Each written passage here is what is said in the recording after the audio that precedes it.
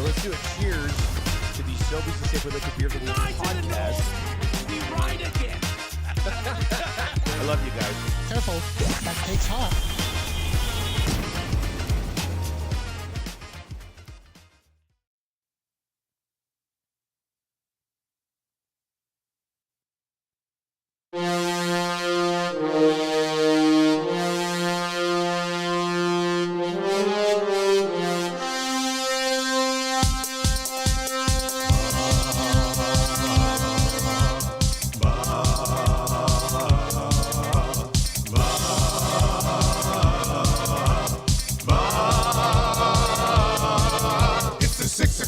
Check-in, come on, let's go.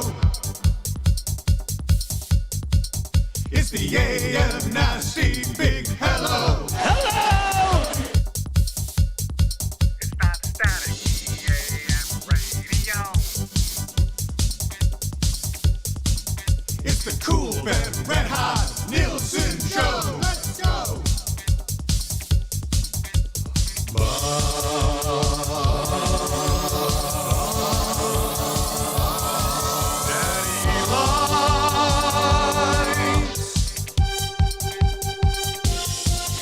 Everybody's tuning in, even my wife. Mommy likes too. And those Macromella intros are cutting like a knife. Hey, it's Mitch texting in, he's your dealer for life. Let's crack at 6 o'clock and log you with some sirloin bites.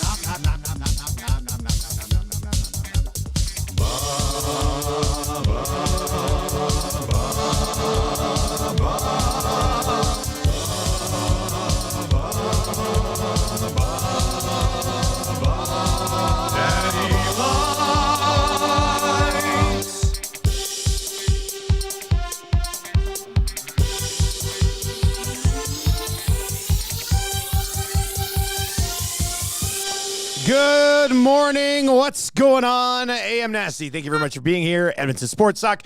Dusty and Lieutenant Eric bringing you the goods here this morning as we kick off another day on EST, a day following an Edmonton Oilers win over the Los Angeles Kings. And yes, you can text us anytime, 780-218-9999. That'll get you into the Paris Jewelers inbox this morning at 780-218-9999, where you don't have to pay until the year 2025. Where movies that are just starting to film now will be released. That's how far away 2025 is. It's just crazy. Only at Paris Jewelers. Visit them at parisjewelers.com. Canadian family owned. And I don't know, 22 locations across the country. That's something we're not even capable of. You can't have 22 sports talks across the country. That's impossible.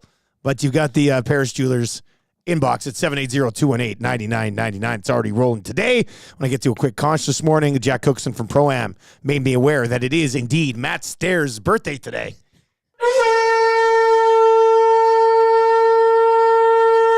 That's how you start a show with my baseball goat. Matt Stairs, all-time MLB Canadian ranks. 3rd games played. 3rd home runs. 1st pinch hit home runs. Is anybody more clutch than Matty Stairs coming up to plate? 23 pinch hit home runs, 4th in doubles, 4th in RBIs, 4th in walks. And let's check out that Bowman Expos card of Matt Stairs. What a beauty. Happy birthday, Stairsy, who I once met at, would it have been the Riverhawks? It probably was. I don't know if it was the Riverhawks. It was at one of the local baseball games, and Stairs was in. He's signing autographs. And like the line had come and gone. And I just stood there with Marshall and him, and we just watched the game. It was awesome. It was like a dream come true. Anyway, happy birthday, Jack. Good looking out. That's great, especially on a Tombstone Tuesday as well. You haven't even begun to defile yourself, eh? No, I was just gonna look. I was looking at that Georgia satellite. Cool, yeah. Nasty, just getting going. I have not yet begun to defile myself. That was one of the highlights for me of the charity event on Sunday, because we were down 7-2, and then we started to storm back. I think it got back to about 7-5 at one point. And after we scored like our 3rd or 4th in a row, one of the guys on the bench dropped a, "Wyatt, I am rolling." And I was like, what? That was out of nowhere. I Like was that behind you when that absolutely line out of was nowhere. ripped out. Yeah, that was really good. I says, pardon? Like I looked down the bench. I was like, are you kidding me? A deep cut. Oh, that was perfect. From We a classic. don't even have that clip. No. Not even loaded in. But that was good. That was really well done. Really well done. Anyway, the inbox is in a pretty good mood today. Obviously, I'm sure the nasty chat will be as well. Belineski's in and says, Matt Stairs is the Ron Francis of Major League Baseball. I love that. That's good. My favorite baseball photo of all time is when they're like holding back Matt Stairs because he wanted to kill Alex Rodriguez. The one you just showed me, he could hit a home run, come over and do some housework on your. Yeah. Like he's got. I'm here for exactly. the appointment here. So good. Change your tires or something. So good. In the nasty chat, of course, you can keep that fun affair going. Hey, let's hammer that thumbs up for us today, all right? Let's thumbs up. And let's subscribe. If you've not yet subscribed, we've surpassed 7,000. And on to 8,000 will be the next target over there. We do have some Oilers songs to get to. We'll get there. 6 o'clock hour is going to be busy. What do we got? We got Draisaitl. We're We playing got hits. Hyman. We got Nuge. We got Bouchard All from the Dallas hits. and Nelson. Yeah. I mean, it's a hit parade. What is this, a Matt Stairs show? The Hit Parade. Hit Parader it works magazine. out Yeah. Really well. We'll get to your morning after show coming up here as well. We're coming at you from the Popeyes Louisiana Kitchen studio where the Oilers deal as good as it was. These good things don't last forever, right? That's a popular saying. Good things don't last forever. Oilers meal is no longer. The good news is that you can get all the delicious food that you were getting with the Oilers meal. You just don't get the collector's cup You anymore. can still get the platters with the two sides. Yeah. I wonder if you walk in and go, hey, you got any more of those like the old Dave Chappelle thing? You got any more of those Oilers cups hanging around? Maybe that's where Raptors coach Darko Rajakovic takes the team after 3 wins, hey? Pizza Is party. that- Or maybe oh, a drink. ooh. They get food now. You win 3 in a row. Darko. If you play for the Raptors and you win 3 games in a row, he takes you out for a meal. So maybe Popeyes is Hasn't the happened place. a lot this year, No, but but maybe you're getting the Popeyes. you'd celebrate with a Popeyes. I think you got to be pretty happy with that. 2 sides. Excuse me, can we get 12 classic chicken sandwiches and 24 sides For the boys. and a bunch of beverages and dipping sauces? You can do that at Popeyes as well. Let's lay out the show for you today. We'll get into. I think we've got to bang out one goal song right off the top here, right? Yeah, for sport ball. For sport ball. What do we do? We go Hyman, we go Nuge, we go Draisaitl, we go Bouchard, walking the line. Yeah, the winner. Bouchard Is the is a big one. game Maybe it's winner. Bouch to get things going. Maybe it's Bouch to get things Or going. maybe the 950 Skinner song, eh? 950. 9. Nice game from Skinner, actually, last night. Team did surrender quite a few shots, but Stuart Skinner, tis be up to the task. By the way, Stuart Skinner, one of the 3 stars of the hockey game, nailed it. That was my game day prediction. That was yesterday. the prediction, hey? Stuart Skinner. We also, how about this?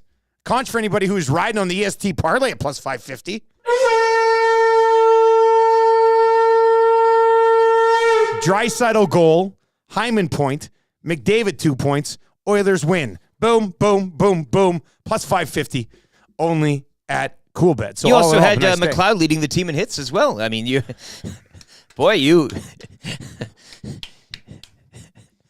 I never thought I'd see the Someone day. was listening. Eh? I never thought I'd see the day. That is a hell of a thing for you to say to me. We are back, right? They are back. I think it's the all saying back. is they're so back. Yeah. Right? Isn't that what they usually say? I think that's usually they're so back. That's what you got right now, at least for a game. For a game, yep.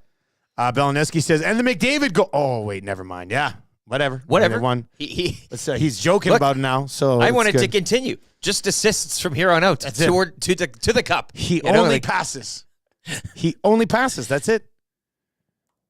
And we'll get to some post game. I hear from Bouchard post game coming up here just after 6:30 this morning. We'll get into your morning after show for EM Utility Located. We'll get to your morning announcements coming up for 100.3 The Bear, Edmonton's best rock.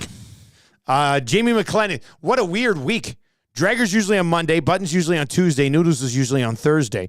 Drager couldn't do Monday, so Button moved to Tuesday. Drager moved to Tuesday, but then Noodles texted me and said, I can't do Wednesday. Can I do Tuesday? So I said, can you do Tuesday? Sure. So I texted Dregs. Drake said, I said, can you do Wednesday? He said, I'll do Wednesday. So we put Noodles in on Tuesday. So Johnson's in today. Drags will be on Wednesday. And Bob McKenzie's coming back. Yada, yada, yada. Wouldn't that be something? Anyway, Jamie McLennan is going to join us just after 7 o'clock today. We'll have your cool bet hotline of the day to try to make it 2 for 2 to start the week, because we were also on the under last night. We were the under 6.5. That was your cool bet hotline of the day yesterday, and we smashed that one too. So a nice Monday to set the tone for the betting week.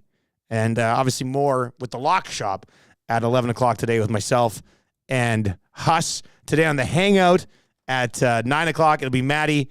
It'll be Road Dog Trev, who won a spot on the hang. He's in. There's going to be a good discussion today. My quarterback. He's one of the guys in my CFL fantasy league. So we're going to have two rival leagues together on the Hangout today. And the man sitting in between them, Hernan Salas.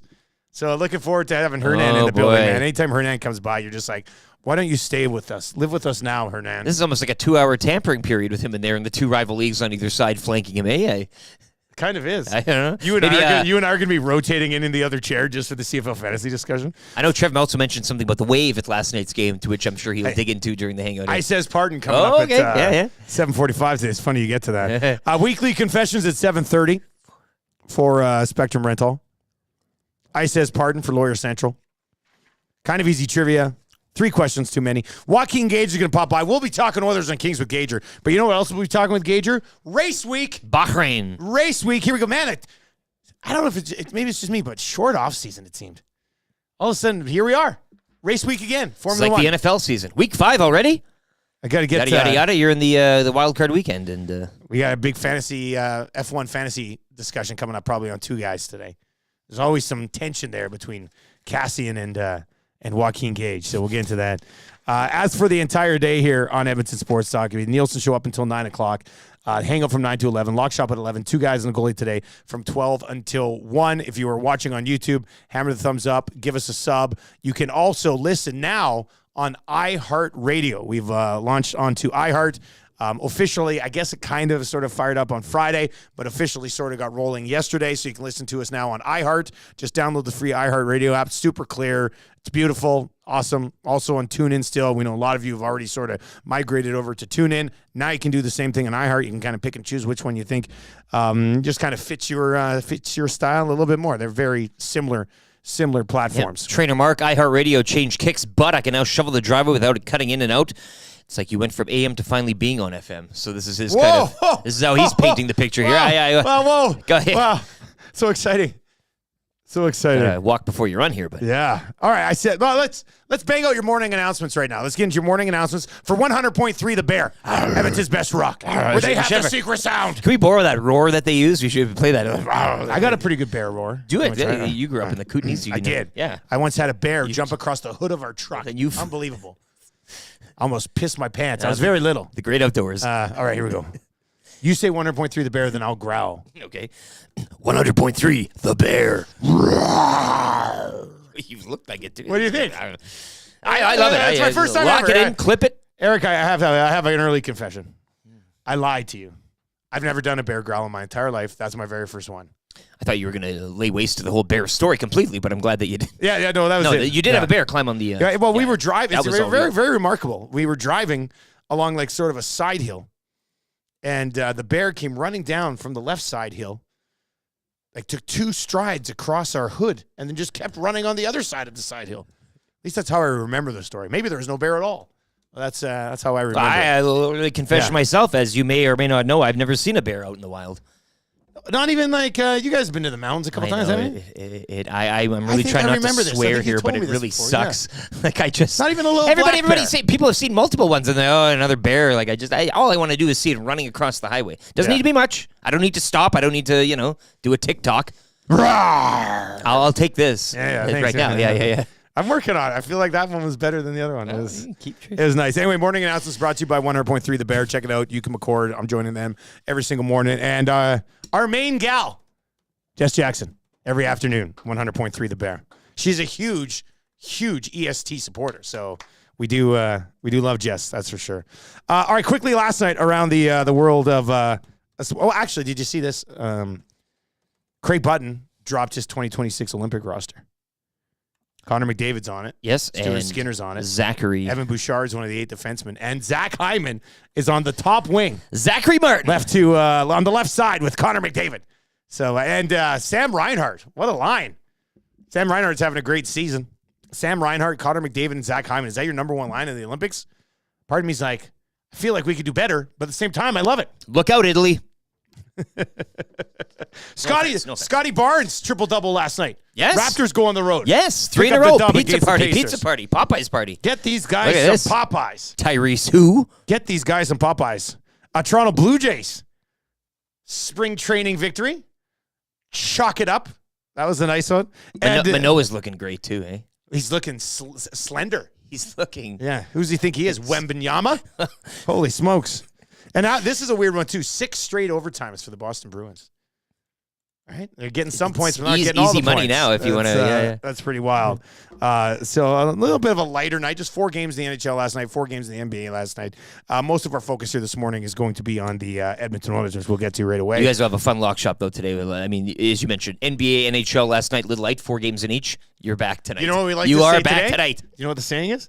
A full slate. A full slate. We had a full Here we slate go, yeah. in the lock shop today. Mr. Lean appearance for the Cool Bet Hotline of the day is head coach Matthew Iwanek is in the house. FA Cup action. Those are your morning announcements for 100.3 The Bear. Before we get into your morning after show, I did say we bang out some songs.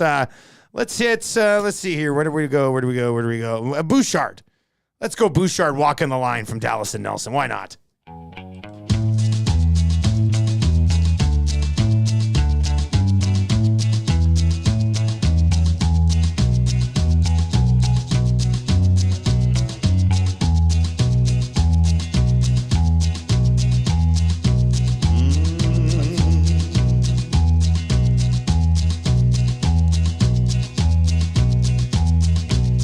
I got a big shot off this stick of mine. I keep those lanes wide open all the time. Drysidle setting up shop, McDavid's flying. I'll hit the twine when I walk the line.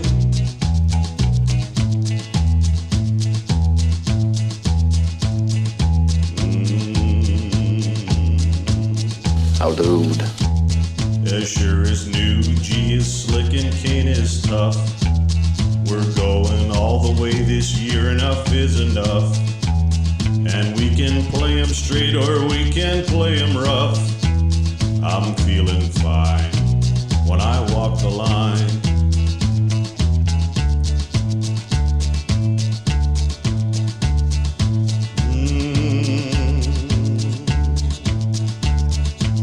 You know I shoot that puck so very, very hard. The name on the back of my jersey says Bouchard. And we're gunning for first place, not a wild card.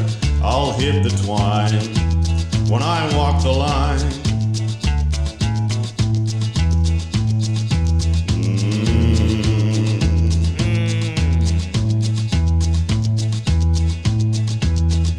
Well, we're counting on our skill and not on luck. And it's gonna get real when they drop that puck. And we won't be done until we hoist the cup. I'll hit the twine when I walk the line.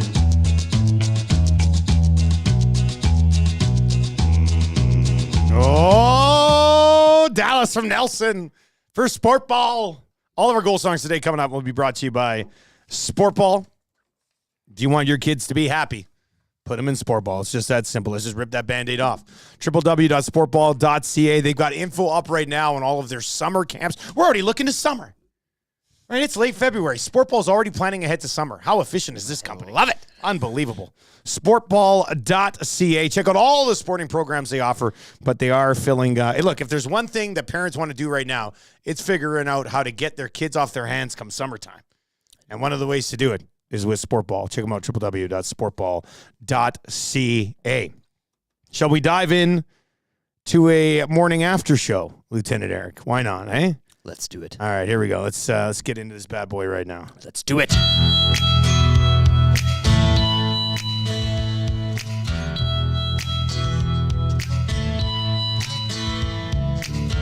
There's something happening here. The Oilers look a lot better this year. Another win, put 2 points on the board. Telling me your faith is restored. I think it's time you stop, listen, here we go. Wake up with the morning after show.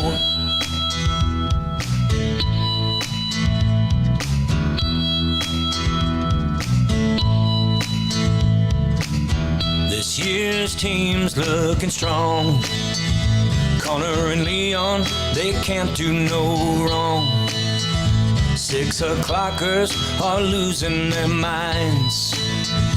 Getting so many messages on the text line. Think it's time you stop, listen, here we go. Wake up with the morning after show.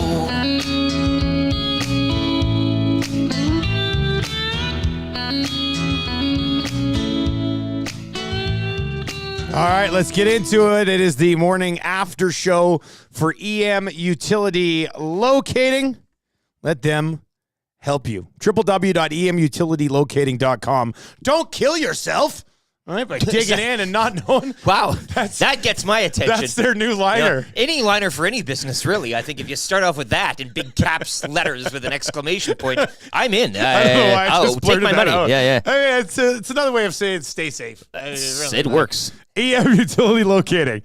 Don't kill yourself. 780-222-9497. Look, they help you with planning, designing, education, and trading, damage prevention, GPR and concrete scanning, all things that'll keep you alive. www.emutilitylocating.com. If you're digging underground and you don't know what's down there, let Matt and his team at EM Utility Locating. You could get hurt, yeah. I just think of somebody who just turned on the show at that exact moment and just heard, "Don't kill yourself."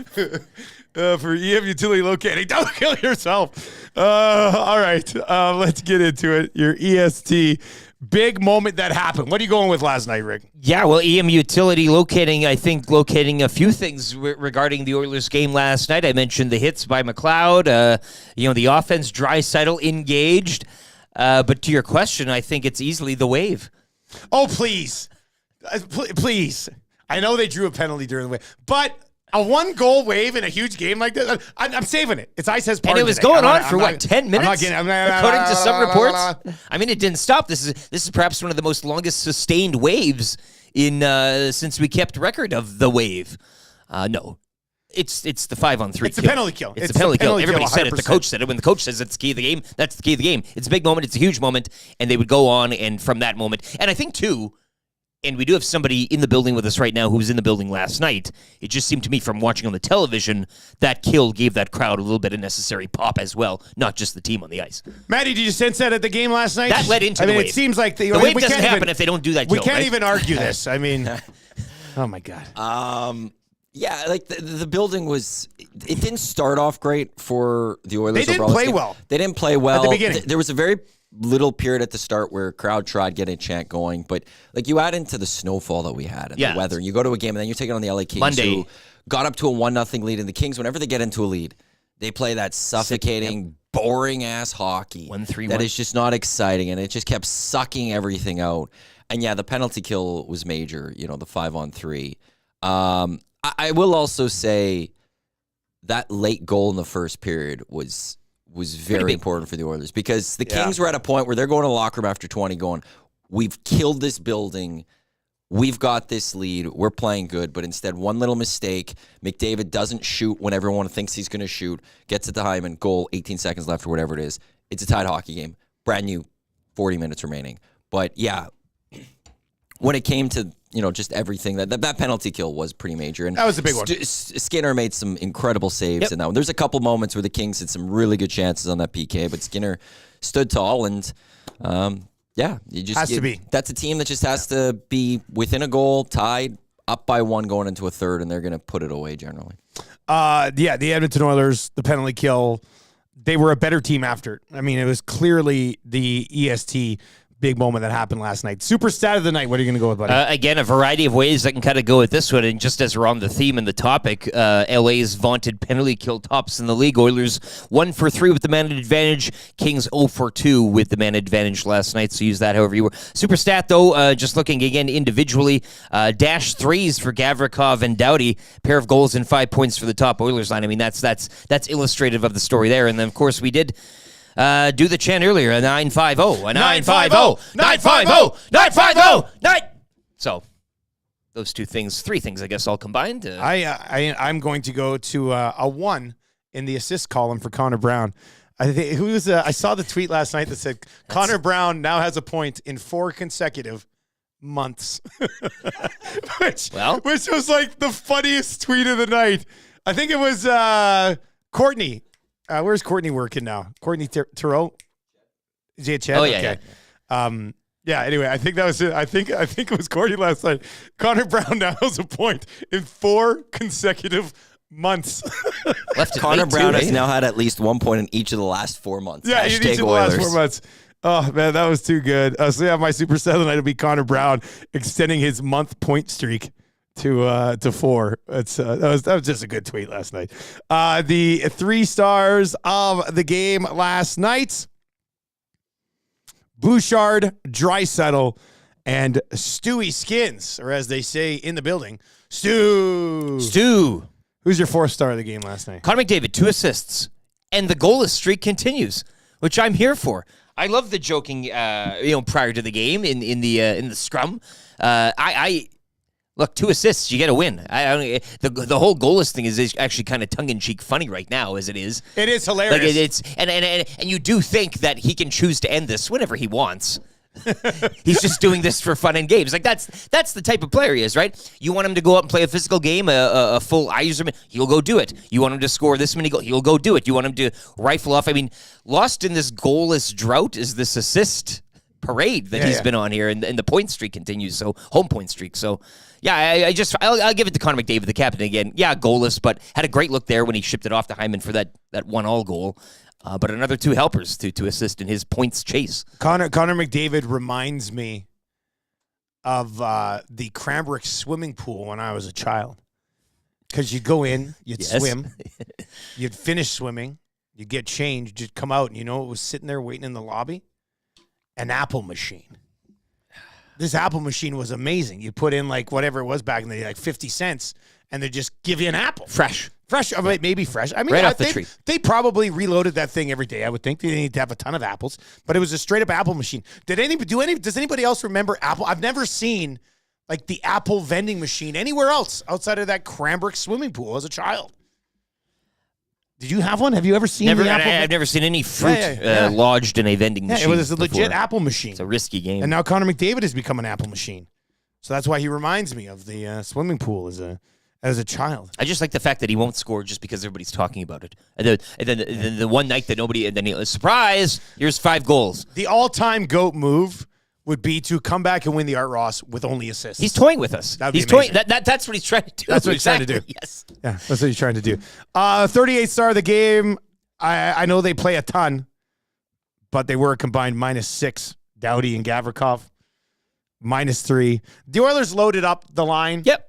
And it worked last night. You know, is this something you ride for a little bit? We'll have that whole discussion. There was something of it that frustrates me about that last night. And we'll get into that as we work our way through the show a little bit.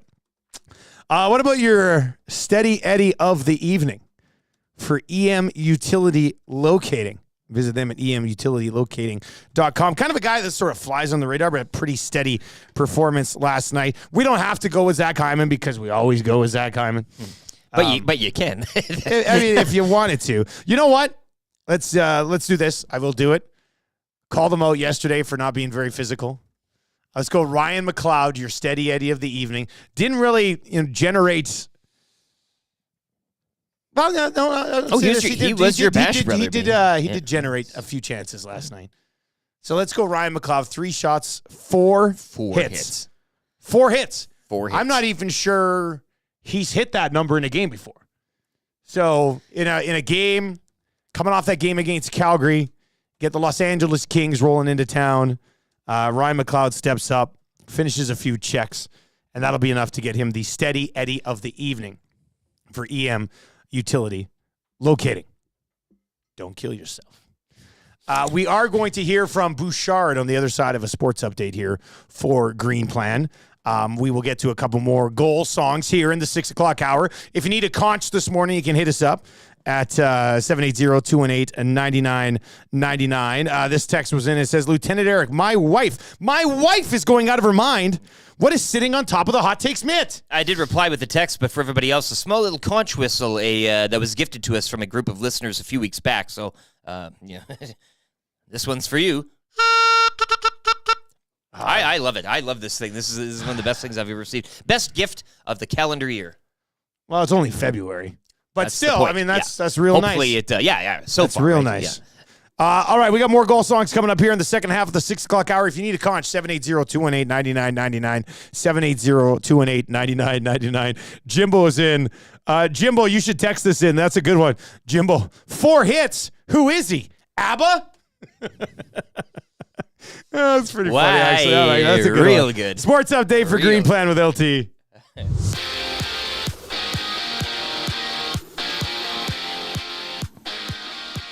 Stuart Skinner, 38 saves. Evan Bouchard scoring the game winner. $1.25 into the third. The Oilers snap a 3-game slide with a 4-2 win over the Kings.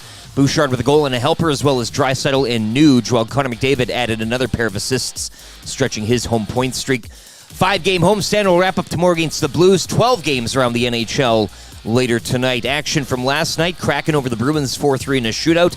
Islanders defeat the Stars 3-2 in overtime. And the Caps will double up Ottawa 6-3. Scotty Barnes recording his 4th triple-double of the season. Raptors down the Pacers 130-122. Making 3 straight wins for the Raptors, who'll get set to host the Mavericks tomorrow. 11 games around the NBA later tonight. Just the one game in the AJ last night. The Whitecourt Wolverines getting past Drayton Valley 5-4. One more game tonight. We'll see Canmore hosting Calgary. PWHL action returns tonight with Minnesota at home to Toronto. Some NFL news this morning. The Buccaneers releasing 2-time Pro Bowl linebacker Shaq Barrett. Barrett had a $15 million option bonus due next month. Sports update for Green Plan. With construction season coming up around the corner, planning season already in full swing. For all of your environmental planning needs, contact Green Plan Environmental Consultants. Green Plan can assist with any of your environmental concerns, no matter how big or small the project. Green Plan is here to help. Check them out today at green-plan.com.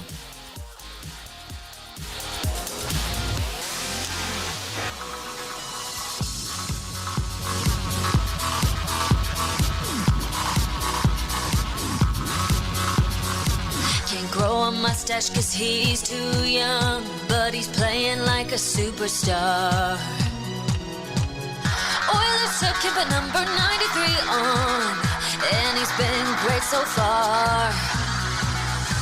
No one was sure if he would make the team. Scott said his vision was the very best. Game-winning goals and 5-point nights. It sure looks like he passed the test. He's like 99 in a way. He rarely makes a mistake. He's on the right track, baby, or the Nuge can play. Just make your way to the net. Stick on the ice and you're set. The Nuge will find you, baby. He was born to play. Along with Dry? Not. Everlane, safe to say the Nuge can play. Baby, oh, the Nuge can play. Along with Dry? Not. Everlane, safe to say the Nuge can play. On the right track, baby, oh, the Nuge can play. Oh, the Nuge can play indeed. Let's get to the Paris Jewelers inbox here for a little bit. 780-218-9999. We're going to hear Evan Bouchard's post game coming up as well. Good day to be sport ball. Good day to be sport ball. All right, Nielsen Show songs brought to you by Sport Ball. Check them out, www.sportball.ca. If you want your kid to be active, there's no better way to do it, especially when they're just little. Not a lot of organizations accept just the little ones, but Sport Ball does. I'm pretty sure that's why it exists. You want them thinking sport ball when they're going up for that SP. Yeah. Right? You're like, I'd like to thank Marshall's already said when he wins a Stanley Cup, he's going to thank his power skating coach, Tammy. There you go. It all starts somewhere, right? He would probably thank Coach Alex from Sport Ball, too, to be honest with you. The dryer, the washing machine. There's that, I guess. This text is in. It says, can we get a conch for the Brit, Australian, and American who've been in town for the last few games and finally got a chance to hear La Bamba before heading back home? Yeah, that's a great idea.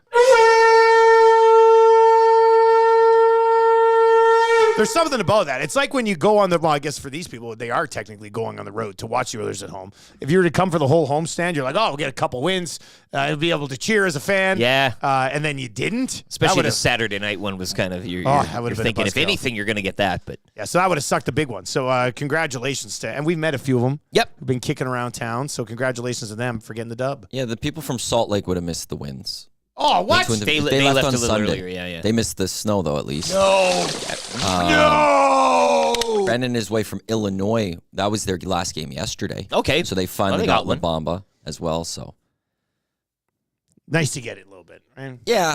Nice to see your team have success. For the two lovely people from Salt Lake that Eric has a great picture with on his Twitter, hopefully they could come back. Is that up the dude and in the get a win. Sallow jersey? Yeah. That was real. That's why nice. he's And a the fan. wife was amazing. Big figure skating fan, too. Loves she dropped a figure skating. Caitlin Osmond on us, and I was like, yes. Oh, she was getting right into it. I loved it. They were great. It is nice, though, if you're a 5-game homestand, you got to get a little something. So for the Salt Lake fans, please come back again, and we'll get it over the line. Did she love Rod Black? Well, no, because she doesn't know the Canadian podcast, right? Damn. She just is a big figure skater, so she knew like some of the Canadians. And then they said the two of them saw Caitlin Osmond and David Pelletier in the mall, and she knew who they were, but her husband did not. Because they're American. So. Yeah. But she's a huge figure skating fan. I haven't been a huge figure skating fan in a long time. It was quite refreshing. Yeah. That's quite a twist I wasn't expecting to hear this morning on the show. We threw out a couple Olympians, Katrina LeMaidon. Katrina We got LeMaidon. into speed skating and Clara Hughes. Oh, yeah. It was a different type of chat we had with them. It's wonderful. nice, refreshing, yes. Good for the Olympics to get some buzz there, right? That's what we were trying to do, Matty. That's good. Yeah, for 26, but this year, 24, big one. Sure. Let's go basketball. Bro on the Nasty Chat says, this show is just pure gold. Oh, thanks. That's Bro? great. We'll try. Well, his name's Bro. I like that. I've never a seen good that handle to yet. take. Yeah, not bad. Does it stand for anything? It's all caps. I wonder if it's an acronym or something. Sport ball rules. I wish I could still go, but my kid's graduated and I'm 37. Take somebody else's kid. Take your nephew. Yeah. If you have a nephew, take your nephew. Make sport ball like the thing you do with your nephew or your niece or something. Put some shoes on your knees. Yeah. Try to get in there. It's worth a shot, you know. Shoot your shot, right? Let's get to Bouchard's post game. Then we'll get to a couple more goal songs coming up. If you need a 6 o'clock hour conching, we can do that as well here. It was an interesting night for Evan Bouchard because he made one play defensively. You're like, oh man, what are you doing? He's not here for the defense. Went up to the blue line like he was playing in the heavy hockey game on Sunday and just sort of pivoted to the right, and that was it. I mean, I was like, what's he doing? Then he just started pinning guys up against the boards deep. The ultimate redemption. I mean, these are the lives and times of Evan Bouchard. Did a lot of really good things last night. Here he is after the game. Bouch bomb again. You're also a great passer there. What did you see on that play that made you decide to shoot it? I mean, they're kind of taking the flanks away. And the pass to Leo, I guess, was open in the slot, and yeah, he had a great tip. Do you pay attention to the amount of goals you have on the season? You're now tied for first in the NHL with Mackenzie Weegar for the lead for defensemen. No, not really. You kind of just go out and play. You don't really care too much about the stats. Evan, Matthias was talking about how you're not too hard on yourself, that he doesn't want you to, if you make a bad play like on that read, that you shake it off. How do you go into it now, and what did you see on that read, and I guess how did you shake it off after? Obviously, I thought I can close on him, right? Obviously, it didn't happen, but yeah, no, and I thought we had back pressure, but like you said, you got to shake it off, and it was a lot more time to play. You managed late in the game to make a huge difference. Was there a time, Evan, where maybe you wouldn't have been able to shake that off quite as easy, where it might have bothered you a little bit? A little bit, yeah. There's confidence that plays a part in it, but I think the way that I play, you kind of have to pick and choose your spots a little better. That one, obviously, tough read, but we got it back, and yeah, we got the 2 points. You guys are always looking at new plays in the power play. We haven't really seen that high tip very often. Is that something you guys have been talking about? Did you see it against their PK, or did it just something that it was just there? Man, like organic? Yeah, it was kind of something that was just there. Like I said, they took the flanks away, left the middle open. Leo made a great tip.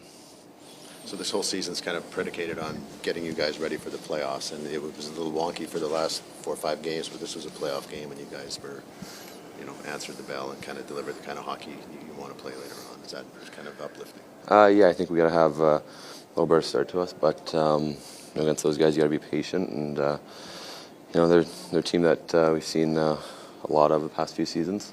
The divisional games are always big, so that was a good win for us. What do you think about Stuart? Can you talk about Stuart Skinner's game tonight and just the importance that he wanted a bounce-back game and he got one? Yeah, he was incredible for us. He has been for a long time. When he plays like that, it's hard to score on him, and it gives us that much more confidence. And when the wave happened for about 2.5 consecutive minutes there for a while. I don't really see that very often. Do players notice that in the middle of the game, where the crowd's just continually doing a wave that long? Yeah, you kind of wonder what's going on, whether it's something on the jumbotron or what's going on. But Edmonton fans, they're great. They pick us up, lift us up, and it was cool to see. Classic wave question there. Cool to see. Yeah. Cool to hear. Cool to see, cool to hear, for sure. Bouchard also, that the Hyman goal, the pinch there, he had a good pinch along the boards. But to create that as Bouchard well. had like one moment last night that he would regret, but he had how many good moments? Yeah, last exactly. night yeah. talking And about. that's our Evan Bouchard, right? I When you thought look that at the was, definition of one, he's. I thought that was pretty good. 780-218-9999. 780-218-9999. JCD 780 says Daily Hive microphone. Where's the EST microphone? Should get Tom in there, just holding the conch in the player's face. See what's happening there is that Tommy is doing the post game show at that time. But maybe he does the post game show while he's in the scrum, just yapping away. Oh, that would drive those guys nuts. I'm here for it. We just give him a Bluetooth headset into his ears. You know how to do this. AirPods in. You're thinking. It's and just starts talking, and then Tom, who are you talking to? It's I'm doing a doable. show. Quiet. Yeah. Quiet, please. Hush up. Don't you know that Scurbs is in the chat and we're trying to get to this Here's right now? $20 to Hudson's. Keep quiet. Live questions from the Nasty Chat for the players. Yeah, we got Evan Bouchard coming up here. If you got any comments, just shoot us up in the Nasty Chat. Would love that. Oh, man. Tom jumping in. Gregor and Rashog would jump Tommy so quickly you wouldn't even. Well, it's see it. you know what I want to see. I want to see Tommy in because you'll see the EST mic in pregame scrums and practice scrums and stuff like that. I want to see him, instead of holding the mic, I want to see him just holding a $50 GC from Hudson's. Just you see all these mics, and then you just see Tommy's hand with a $50 GC to Hudson's. And the player just follows it. Eyes light up. Oh man, that would be so good. Player really opens up to Tommy at that point. Yeah, and it's a slow book by the player. Like he's talking over here into a mic, but he grabs the GC like nobody's looking and like tucks it in behind here. My God. You can join Tommy, by the way, pre and post game, Hudson's White Ave for the final game of this homestand against the St. Louis Blues. And he's gonna have a huge fat stack of GCs to be dishing out. That is tomorrow night. You're right. That's another quick turnaround. Man, Down to you love Hudson's. I sure do. This guy I sure as hell do. I must confess. I got to confess. I do. I confess probably the Bourbon Street just because of proximity to my place. But somebody ordered a poutine when we were there on Friday night, and I don't know who it was. I think you guys might have already. Wife. Who's that? I think it was Matt's wife. Oh, it was. You guys were still there then? Anyway, it was just like close to the end. Anyway, I ate the whole thing. And I wasn't speaking in third person. Yeah. Somebody it else. It was just kind of sitting there, and I started picking at it. Somebody else ordered it, and you ate. Yeah, and I was just like, love it. well, nobody else was eating it. I was like, I'm just gonna eat this. But she ordered and didn't eat it. Yeah, I ate it. But it wasn't a communal plate. Like she ordered it for her own meal. I don't know. I know that I ate it. love it. She wasn't eating. It was just sitting there. So I was just like, oh, I'll have a fry, and then I was just like, oh, I'll have a cheese curd.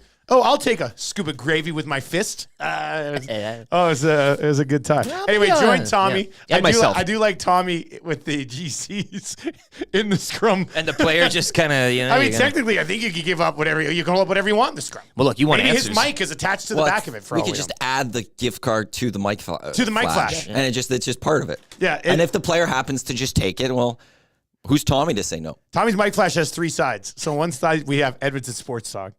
And then you turn it so he could be in the scrum and just slowly turn it, and then you see the Hudson's GC. And it's how hockey players eventually open up to the media. With GCs. This is now players they're going to talk. Oh boy, you can't shut them up. It's funny you say that because I remember JMO saying like back when he was in charge of. It's different with the Elks. I know, but he would to get players to do interviews. Sometimes he'd just throw them GCs. Why not? And they'd be like, oh, they'd be. Now you'll talk. So yeah. Maybe Tommy, this is his way of. Yeah. Gives him another 50 to shut up. Okay, that's enough. You're talking too much. JCD 780 says holds up a $10 one for the Connor Brown interview. You can tell his differences of his appearance.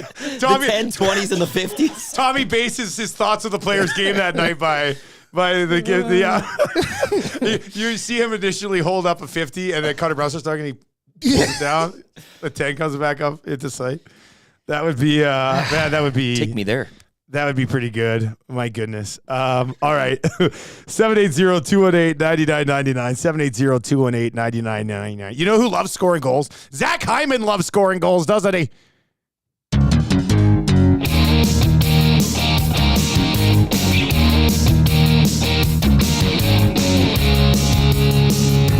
Hey everyone, I'm Zach Hyman of the Edmonton Oilers. She's so tenacious.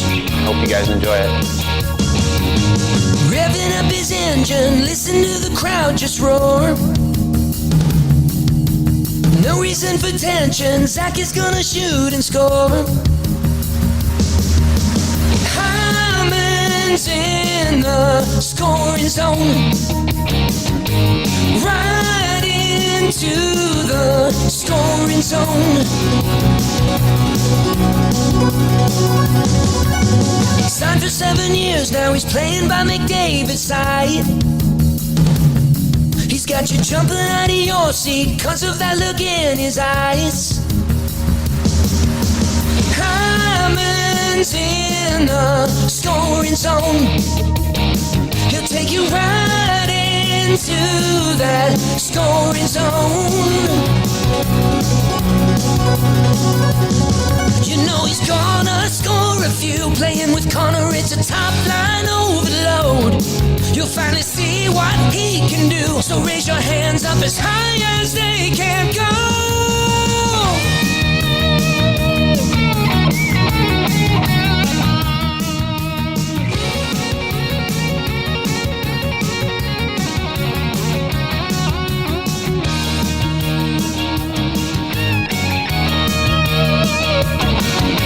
He always said that was a magician's secret.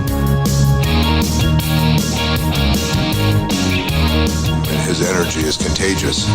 Playing with an edge, that's what you're gonna see. Taking the next step, cause he's no longer with the Leafs. Hyman's in the scoring zone. He'll take you right into that scoring zone. Hyman's in the scoring zone. He'll take you right into that scoring Zach zone. Hyman goal song as he buries another one. He's on a heater. Wyatt, I am rolling. That's what Zach Hyman's doing right now. Very nice as he continues to cruise along for your Edmonton Oilers getting the win. I only have one bone to pick from last night's game. It's not the Wave. We'll get to that during Isaac's part. I don't know. Tell me if this frustrates you. Leon Draisaitl was great last night. He was brilliant last night. Mm-hmm. I want to see Leon have last night's game when he's not with Connor McDavid. That's what I want to see. Like, is he only capable of doing what he did last night when he's with Connor McDavid? Because if they get that Leon Draisaitl on a line separate from Connor McDavid, they're going to be an extremely difficult team to knock off in the playoffs. So what you're saying is put him down to the third line. I'm just saying like it's there, that game. Like he was tremendous last night. This season, we have not seen that game from Leon Draisaitl when he's been away from Connor McDavid. But it's there. Yeah. Is he not? I'm curious. Is he not capable of having that game when he's not with Connor? Because that was just last night. You watch it, you're like, damn, man, do this every single game. But where do you put him? Put him on his own line with I don't One, care who you put him with. Kane's on the second line, so third line?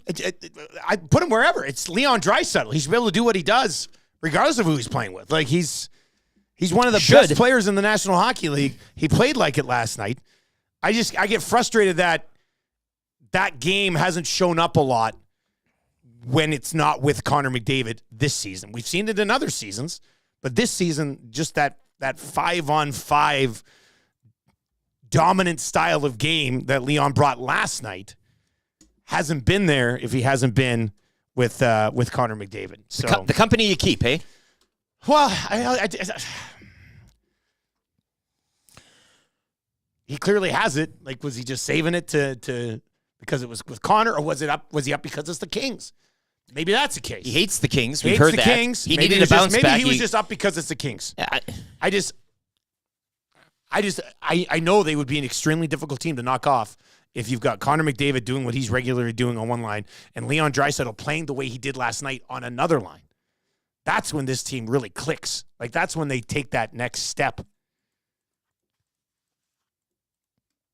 780-218-9999. 780-218-9999. Lots of good messages in the nasty chat on ways Tommy Gazzola could distribute gift certificates and things in the scrums for people, which is good. So keep those. Fire some of those in as text so you can get in the mix for text of the day with A&W. A&W out here with the spicy piri buddy. And they're only $3.99 each. Each burger features the new spicy piri sauce, crisp whole leaf lettuce, sliced tomato, red onion, all served with your choice of a chicken patty, a beef patty, or a hash brown patty. Tell your buddies, the new spicy piri buddy, just $3.99 each. Through the drive-thru. They're only here for a limited time only. So you want to move quick on it. You want to move real quick on it. Like the hash brown plus the chicken patty. If you could. How dude. Really? Why not? Yeah, I'll ask. See what we can do. Flash a GC. Mark the Sparky is in and says, guys, is there a chance Leon can only do Leon things with McDavid because it takes McDavid level of talent to react properly to Leon's plays?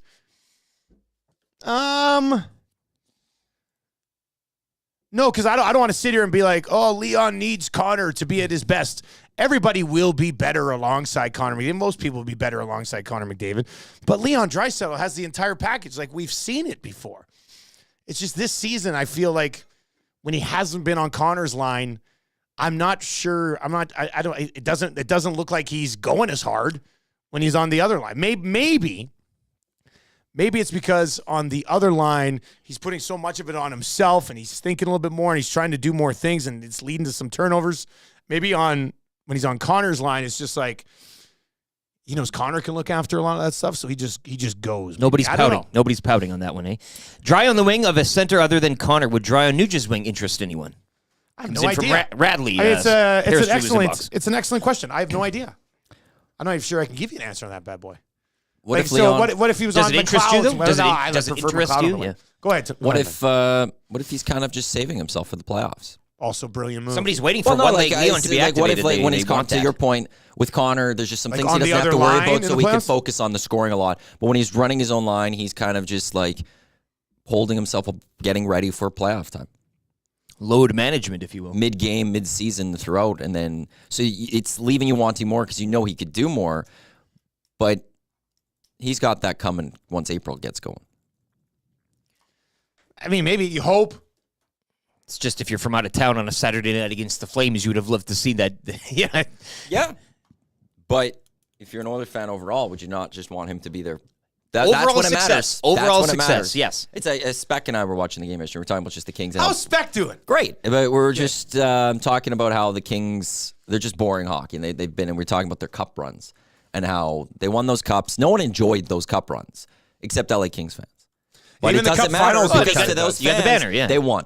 Daryl Sutter and that team, they went out and they won, and that's what matters in the end. So for Leon Draisaitl, if the Oilers ultimately have a great playoffs and he's playing really well, I guess his regular season didn't matter as much. So maybe that's his thing, but in the moment, you want more. Let's get to the most hilarious message of the day in the nasty chat. Tom Dixon's No. Is there a good one in the text? Well, he's got a real good text. Okay, well, we'll get to that. You do, yeah. Dad, not our dad. I don't think it's your dad. I know it's not my dad, I don't think. Anyway, Dad in the nasty chat says... We got a bro and we got a dad. Yeah. Can Brown have a Fernando-type second season? He could. No, he can't. Okay. Are we talking Connor Brown like having a Fernando Pisani playoff? Is that what you're asking right now? You won't allow it. Do we realize in that season Fernando Pisani did score 18 goals in the regular season? And then he went and he scored 14 in the playoffs. But he had 18 goals in the regular season. Connor Brown had 0. Like, to think that Connor Brown's all of a sudden going to score 7 or 8 or 9 or 10 or 11 or 12, 13, 14 goals in the playoffs. I mean, are you nuts? Maybe he gets one. Maybe. I don't know if this is supposed to be a troll job or something today, but that's hilarious. So no, I'm going to say I don't think Connor Brown scores 14 goals in the playoffs this year. Wow. I know, it's a hot take.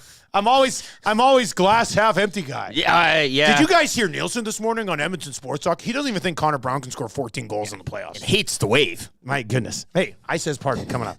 7:45 today. Tom Dixon's mustache. Awarded to the players and tell them it's Tommy's Lil Tigers Hustle Award for the GCs. I don't mind that at all, hey? Get a little ribbon. Chris is in and says Nude, Dry, and McLennan second line, which would make your top line Kane, McDavid, and Hyman. 780-218-9999 or hit us up in the nasty chats. Stan, the Jets fan, checking in from Cochrane, Alberta for work. Wow.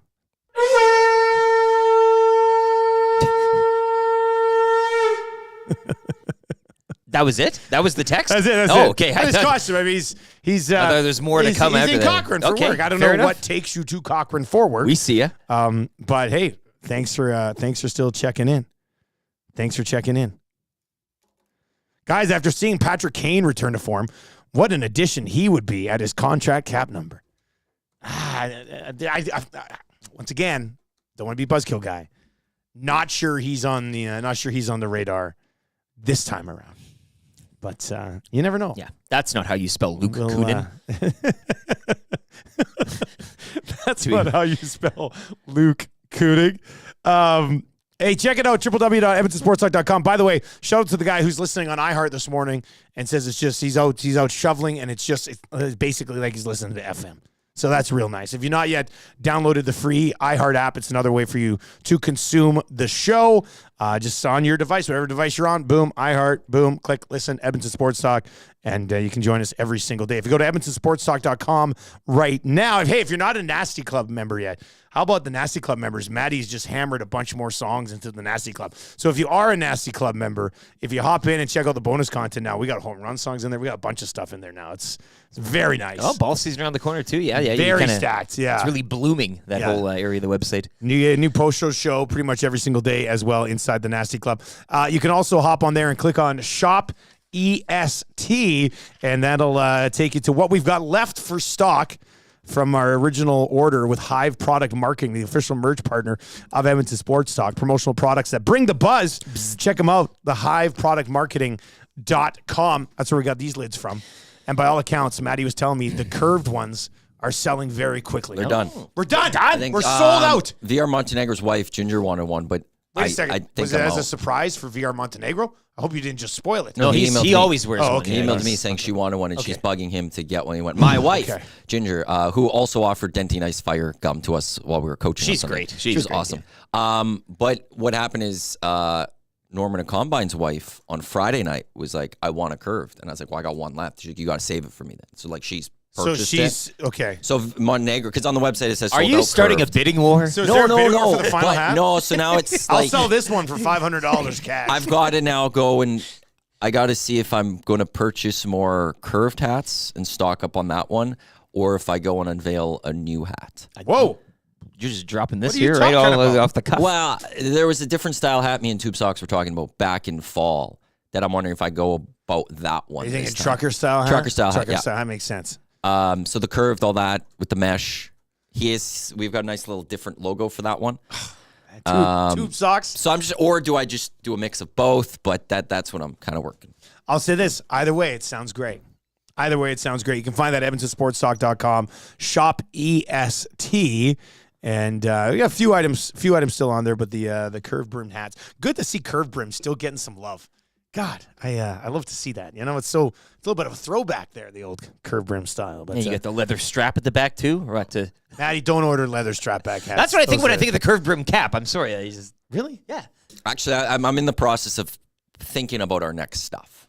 That I got to talk to Chelsea. I'm a little behind. 780-218-9999. Busy Throwing the boys. ideas. Of Yep. things, Busy boys. what's the next couple of items we should go grab? Well, the Hive also sponsored with the jerseys for the heavy hockey, and you were on the ice. I mean, how did that feel? You didn't look those like you had jerseys any are from problem. the Hive? Yeah. You were breathing good. It was those are great They jerseys. went to Chelsea for all those. Those are great jerseys. Yeah. I love those jerseys, actually. And they were nice. The size, like they fit well and everything. Fanatics eat your heart out, eh? Yeah, take that, Fanatics. Hive should be doing MLB this season or So something. we could team up with them. I didn't know that they were doing. Do they do pants? What kind of pant? Like Ones that don't show your wiener. Oh, for baseball. Yeah. I'm sure Chelsea could figure it out. Perfect. We're And trying then to just get dark the deal. plans, And leather Friday, pants. if you're at Union Hall for Whale and the Wolf show, their merch is also from the Hive Product Marketing. They're just all over the place, the Hive. George Delgado says, is there any EST hoodies? EST, we got some hoodies left still, Manny? All right, George, hop online, EvanstonSportsTalk.com, click on EST Shop. You can check out the inventory over there. Different colors, too. Jamie McLennan is on the way. The man they call Noodles. He is going to pop by. Coming up next for Pro-Am Sports. But first, let's get to a sports rewind with Lieutenant Eric.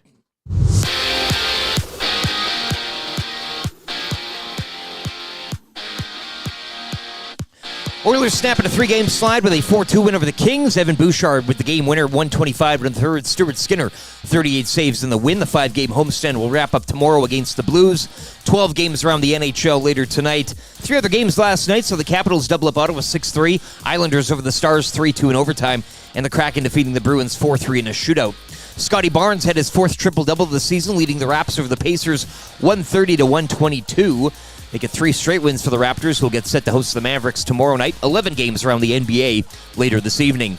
Whitecourt Wolverines over Drayton Valley 5-4 in AJHL action. Just 1 game tonight. We'll see Canmore hosting Calgary. PWHL action returns tonight with Minnesota at home to Toronto.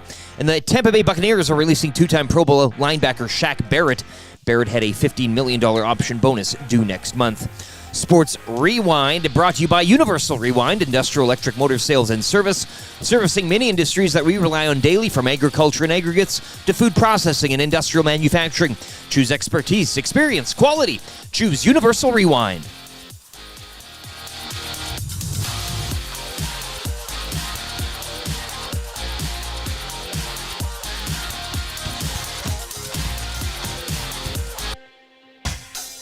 What say you?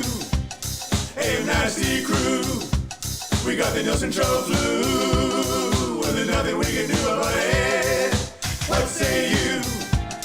Hey, nasty crew.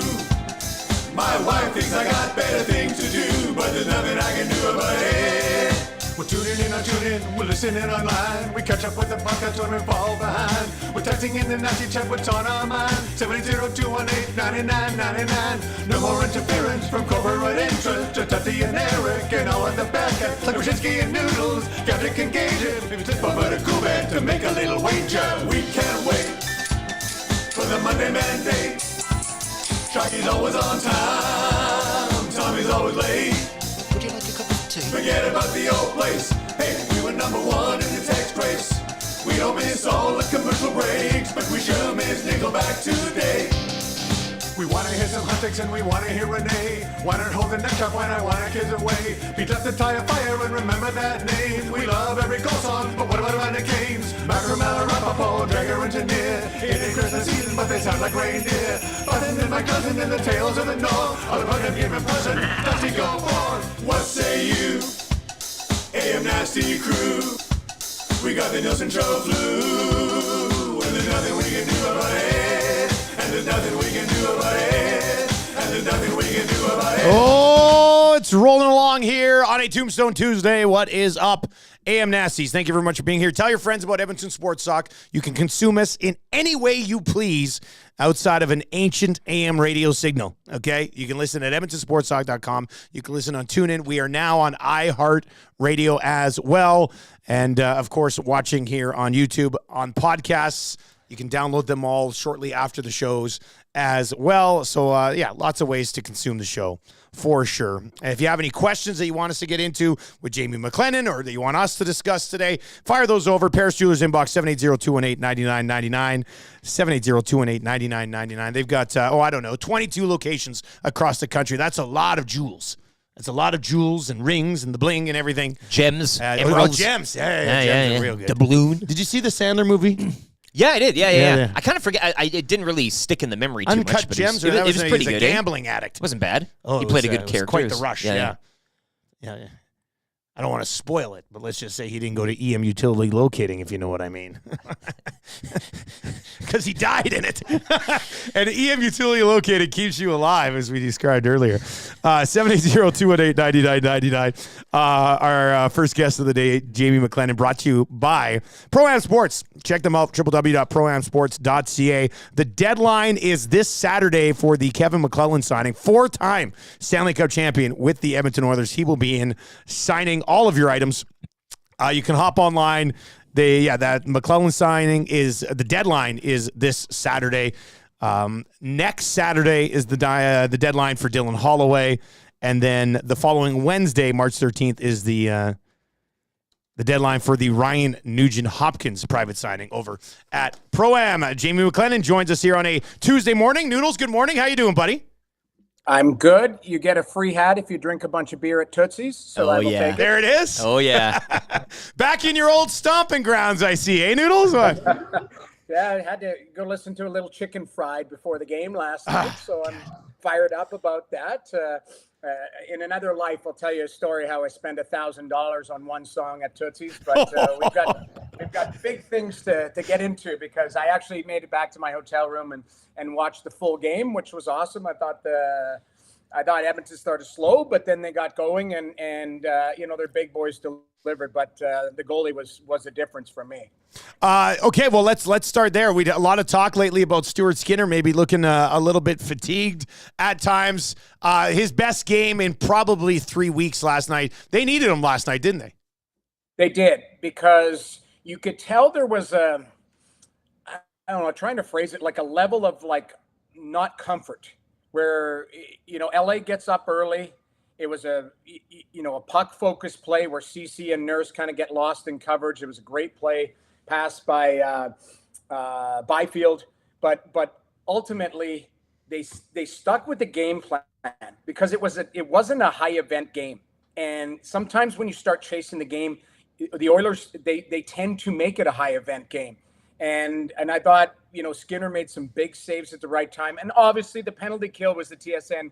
Or the turning point for me anyways, because Skinner made 2 huge saves in tight at 5-on-3. That's the game right there. Because I think if LA gets up to Cobb, the way how tight it was, they weren't getting back into it. But I thought the timely saves were delivered by Skinner. I'm still in the camp that he's played too much this year. Ken Holland has to decide if Pickard is this guy moving forward, if Jack Campbell makes another appearance. But Stuart Skinner's playing too much hockey with condensed schedule, and they're relying on him too much. And on nights where he just doesn't have it, the mind or the legs aren't there, they're giving up some goals, and way too many goals recently. Well, that's what when you mentioned Ken Holland needs to decide if Pickard's your backup, play him, right? That's just how it's going to be. If not, get somebody that you can play, because for example, St. Louis, this game coming up against St. Louis, that's a Pickard game, right? Like Skinner's played the last 2. You throw Calvin Pickard in against the St. Louis Blues, and I don't even think it's really much of a discussion. Should it be? It shouldn't be. I mean, St. Louis is fighting for a playoff spot. The other thing, though, too, is you have to look at, Dustin Schwartz has to take a look at the schedule. And you say, okay, if Skinner played Saturday, Monday, and we've got a Wednesday game and we don't play again till the weekend, that's where you can get him 4 days of, practice, but that mental rest where you can just have a bit of a reset, but you still stay in that groove. So that's managing the schedule. And we see it in basketball all the time. It's, it's load management. It's, hey, we're not playing back-to-back backs. We're doing all this stuff. Well, with the goaltender, especially Skinner, where he's still, learning to be a number one, we don't know what he is. And I don't want to test him and say, okay, we played him 63 games this year, 64. He's not a 64-game starter. He's better at 57. You don't want to burn him out in prime McDavid, prime Draisaitl years. Hyman's having a season. To me, there's a balance. So, again, I know there's no currency for the Edmonton Oilers, and maybe the importance is getting a forward. The importance is getting a D that might push CC down. There's a lot of talk, I know, in the marketplace. but I also think they need a trusted backup. Now, you decide who that is. Pickett's done a good job. Is Jack Campbell ready to emerge? Like, there's a lot of different things, but if that's not the case, you got to grab somebody. Jamie McLennan with us on the show this morning. Other factors in last night's hockey game, coming off that disappointing loss to Calgary, in which Draisaitl took a really bad penalty. He and McDavid just overall didn't have great games. Knobloch did decide to put them together last night. Leon Draisaitl was excellent in last night's hockey game. Used the dynamic duel to kind of get those two guys back on track. Do you run with that a little bit, or do you separate them again? Well, I think you always got that in your back pocket. Now, I thought early on, Draisaitl, everyone was kind of just careful with their game. That's maybe more the word, is careful. And then you could see once they felt it, like Draisaitl had that one rush through the neutral zone where he went wide and he shot it with one hand and almost roofed it. I thought it was a ridiculous play. That's where you could tell where Draisaitl was feeling it. He started to get more confident with the puck, started to hold on. There were a couple plays in the last couple games where his decision-making and the speed of the decision-making wasn't there. And that's when he's off. But last night he was like, doesn't matter the speed of my decision-making. I'm still holding on this puck and nobody's getting it. Yeah. So that's the difference. I think you can play them together. Like Knobloch has been, I would say this, since he's taken over, he's been masterful at just finding one tweak a game where it's like, I got to find an extra shift for player X because he's playing well. Janmark gets a little start, a little bit higher up because he had the big fight and he looks like he's been playing better. Stuff like that, it goes a long way in the dressing room because it shows that if you actually play hard and play well, you will get rewarded. So I think you can always go to Draisaitl and McDavid, but it's a lethal weapon that you have to get to at some point during a game just to let the other team know this is what we have in our back pocket.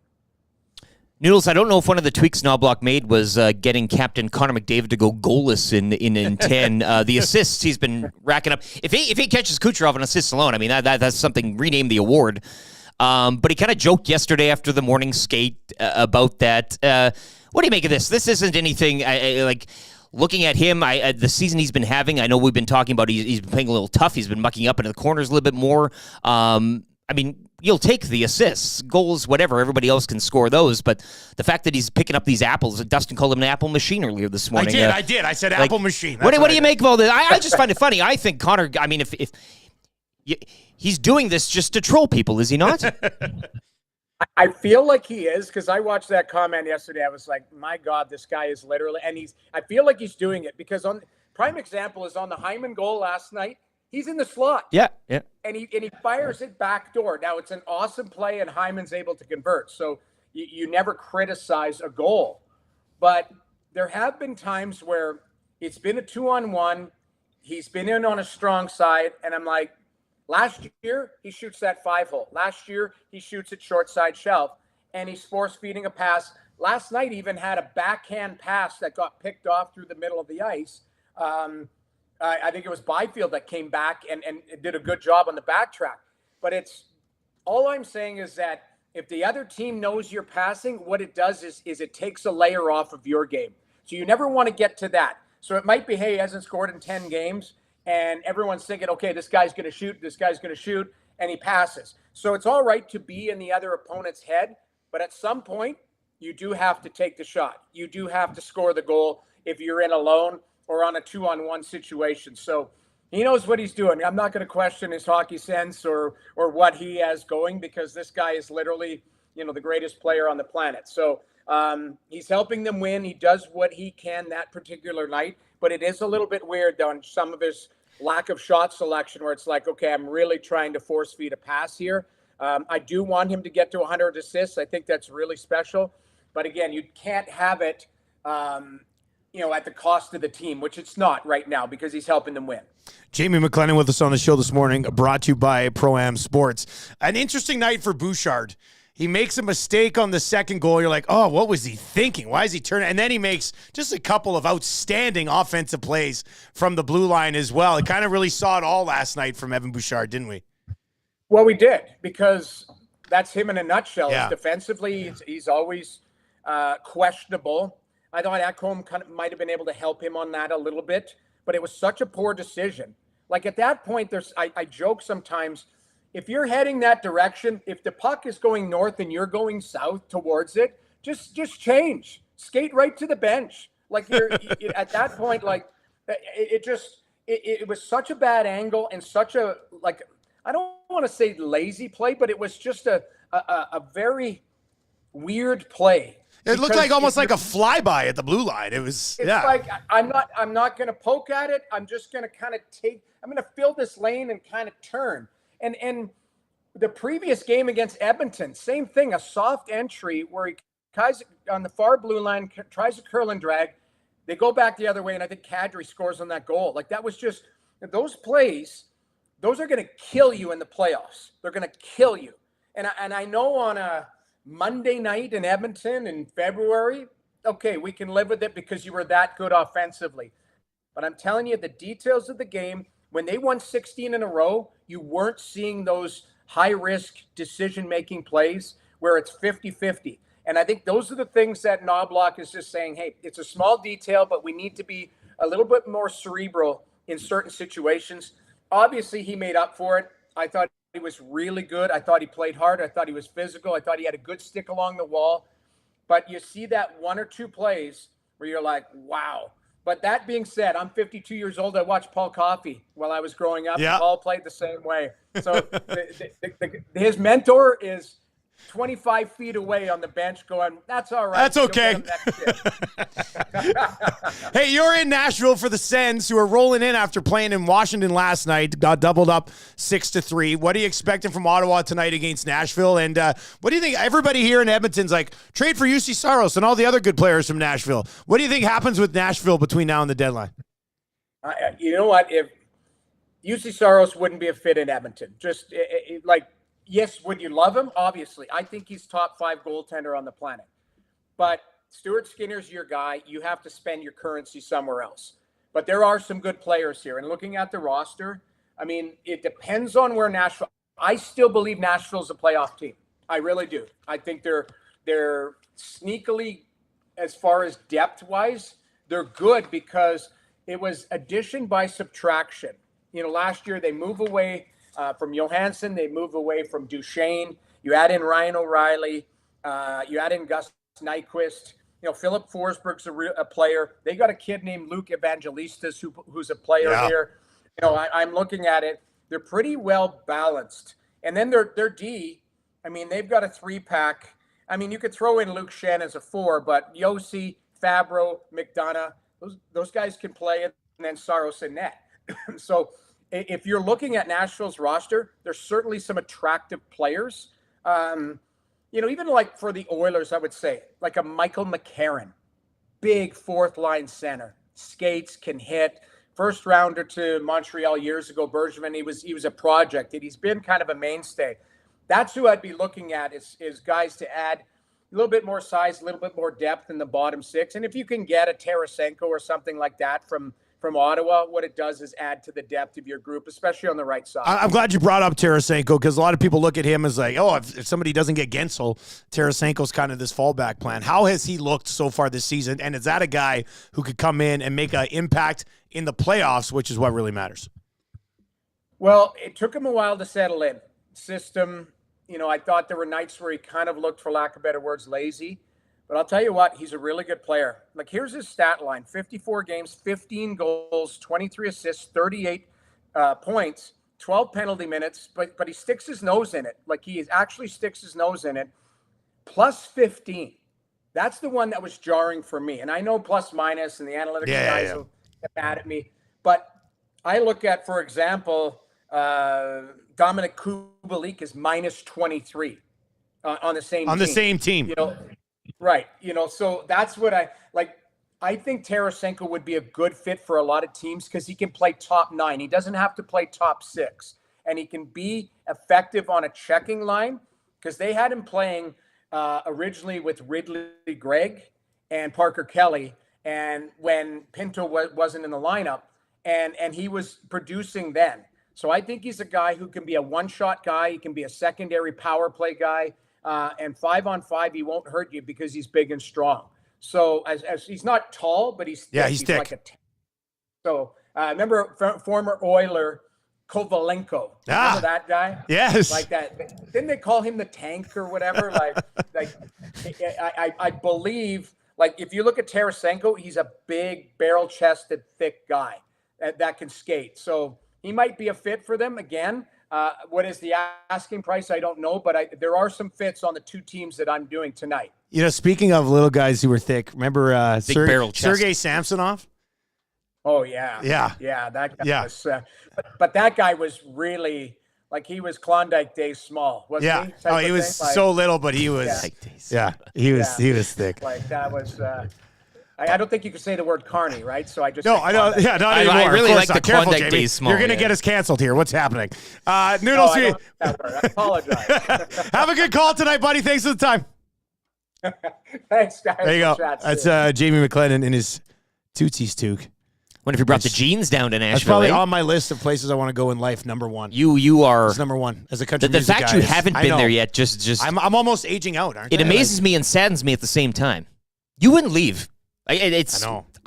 I'd have to bring the family with me on a trip to Nashville because I'm not coming home. They have a shop where you can buy cowboy boots. You buy a pair, you get like 2 free or something. course. Like, I mean, it's just Probably it's amazing. not great quality cowboy boots. It but doesn't still, matter. Cowboy It boots doesn't nonetheless. matter. You know who else is in Nashville? Good morning, AM Nasties. Oh! Can I get a conch? A Teef sledge hockey team. I'll read the text here. Good morning, AM Nasties. Boys, can I get a conch? My sledge hockey team leave for Nashville tonight. And this was sent in earlier this morning on the Red Eye. Going to Toronto first, then to Nashville. Thank you for everything you guys do. We are all a big family. Love it. One more thing. We might go in to see Habs versus Preds Tuesday. Blah, blah, blah. Atif then texts in, I know what's happening with Nashville. I'm rolling there tonight. Atif, maybe, I don't know, maybe paths will cross with one. Atif and Noodles at Tootsie's. Well, Teef gets pictures with everybody. Getting a late night photograph texted in from him at like 2 a.m. with the two of them. Hanging in the loop. Hey, I'll say this: go down and bring home a dub. That's the focus. Don't get lost in the Nashville night. Yeah, actually, go down and win that sledge hockey tournament. Business trip, right? Come on, exactly. Just like us in Vegas, full blown business trip. Exactly, full blown business trip. Tarasenko's an interesting one, isn't he? I like the barrel chested. You know what a good hockey player has? A barrel chest, especially in the playoffs. I love it. So that one, I don't mind that one. I don't think Tarasenko ends up costing you a ton. And I know he's a UFA, so you're not going to get him. And I've been talking a lot about I'd like to see them acquire somebody that's here next year as well. Yeah. But, if you get the deadline day and the price is reasonable on Tarasenko, I think Tarasenko, he comes with a really good playoff experience. I had a lot of time for the Tarasenko discussion. I thought he was done. Remember coming off the injuries and stuff? I didn't think there was much gas left in the tank for Tarasenko. There's a storyline, right? I'll admit I was wrong on that one. Yeah. You know what else in there? I love anytime anybody references plus minus, you have to apologize to the analytics crowd. Noodles did it there too. Anytime you look at it, go, he's plus 15. I know. I'm sorry to the analytics crowd for mentioning his plus minus. Like it's kind of like the first of its kind. The plus minus, right? Everything sort of came away from that, like different types of plus minuses, and this plus minus, and this plus minus, and individual plus minus, and this. But it all started right there. Why do we need to apologize for still referencing it? Gavrikov and Doughty last night. Yeah, -3 each. But they played a lot. What was it per 60? What was this? What was that? The shots for, what shots that were blocked, shots that got through, like so many different things. But I don't think we need to apologize to the analytics community for just a brief reference. Like if you're trying to make a really, really, really, really strong case using just plus minus, then I get it. I mean, that's probably not the wisest of decisions in 2024 in the hockey community. But I also think in this year, whenever you're talking regarding analytics or that community, a preemptive apology is never. Yeah, I mean, it doesn't. I went years without apologizing, No, I get and it, then realized with the analytics community, you know what? If I just say, hey, you might be right. Yeah, sorry for mentioning goals. It's, you can say whatever you want after that. You preface it with a bit of a, hey, what I'm about to earmuffs, and then you just go. But if you just say, like, if you're breaking down a guy's game and you go, he did have a goal and assist last night, but he was -3. You shouldn't have to be like, he had a goal and assist, he was -3. My apologies. You shouldn't to the analytics community. Yeah. It's.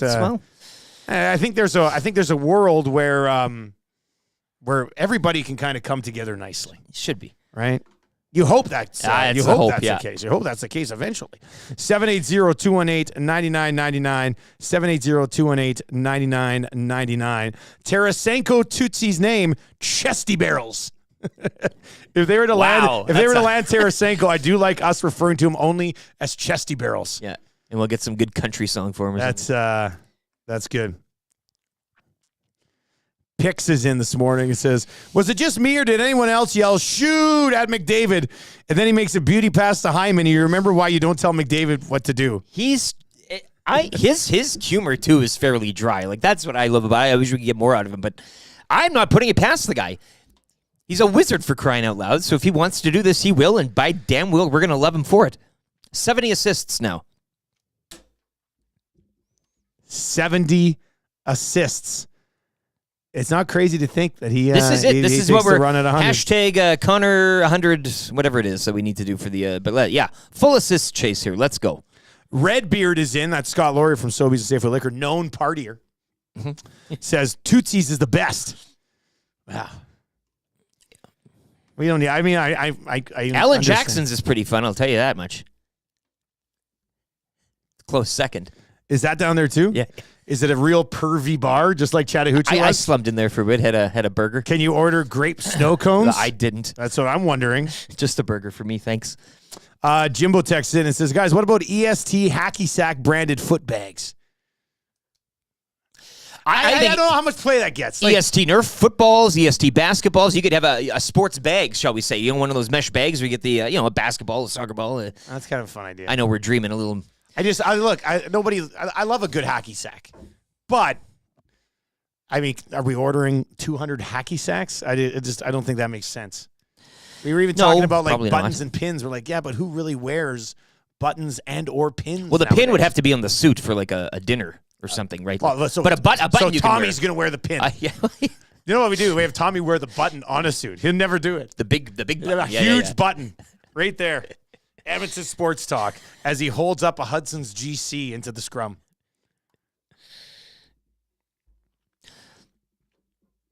RCN is in and says, as Tommy G tweeted last night, Oilers brass were yelling shoot then.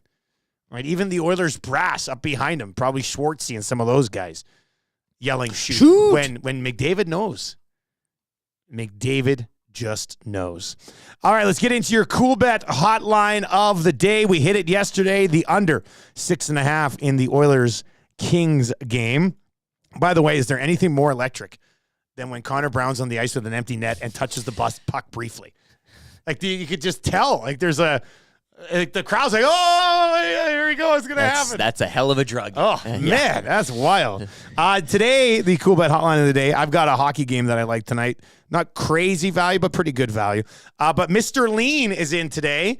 And where are we going today, Mr. Lean? Mr. Lean?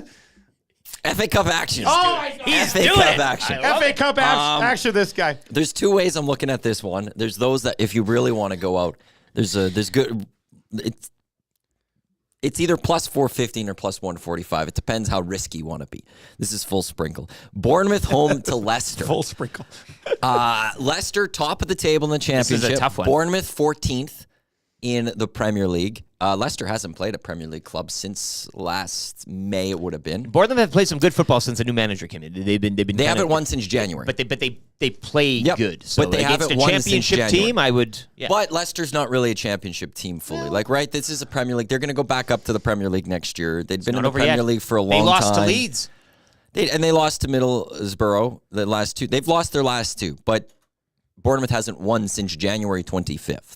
So there's the two ways of looking at this. If you want to be risky, there's a chance plus 415 for Leicester to win this in 90 minutes.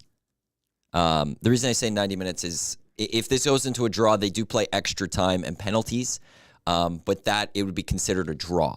And then they've played because there's After no the replays. 90, Because there's no replays in the fifth round. We're done with replays. If you're looking for a little bit of you want to play a little caution. On the spread, Leicester +1 is plus 145. So if this match ends in a draw after 90, or if Leicester wins, you win the bet. If Bournemouth wins by 1, you lose. If Bournemouth wins by more, you lose. But you could go Leicester on the spread +1. That's plus 145. But if you want to be a little more risky, Top team in the championship going up against 14th in the Premier League, who haven't won since January 25th, plus 415 for Leicester. There's my leans. There it is. That gets going at 12:30 today. Plus 415 sprinkle lean. I knew you wouldn't touch that Blackburn-Newcastle match. Blackburn-Newcastle. Newcastle's minus 204. Luton Town at home to Man City. Versus Man City. From your favorite ground. Luton Town has this tiny little place. That's the one, yeah. Kenilworth Prior Road. to Liverpool's big win over Luton this weekend, or last week, midweek, Luton's actually been playing really well against the top team. They were only, they would keep it within a goal. They're pretty stout at home. Yeah, so that there's a fun one there. That's the one you get on Sportsnet later today. But yeah, no, Leicester plus 415. I don't know. I'm going to get on for the cool bet hotline of the day. Man City and Luton? No, man, I almost thought about it for a second. I'm going to go to the Florida Panthers. Whoa. Florida Panthers at home tonight. They're playing the Buffalo Sabres. Money line's not worth it. It's minus 222. If you want to take them in regulation, it was like minus 137, which I don't mind swallowing. But since I looked at it 20 minutes ago, it's already moved up to like minus 145. So let's do this. Let's go Florida Panthers over 3.5 goals tonight against the Buffalo Sabres. It's minus 109. Florida Panthers in regulation over 3.5 goals tonight. They have not hit that in their last 3 games, but prior to that, it was a steady diet of 4s, 5s. They had a 9 mixed in there, I think. Their last 3 games, they've scored 6 goals over those 3 games. Prior to that, though, 9 goals, 4 goals, including a 4-0 win over Buffalo. 5-2, 4-0 over Colorado. 4-2. You know, I also don't hate Florida.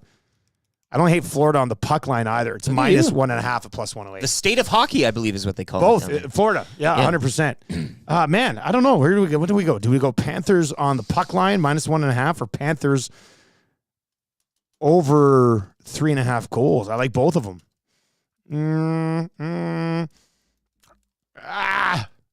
Let's go puck line.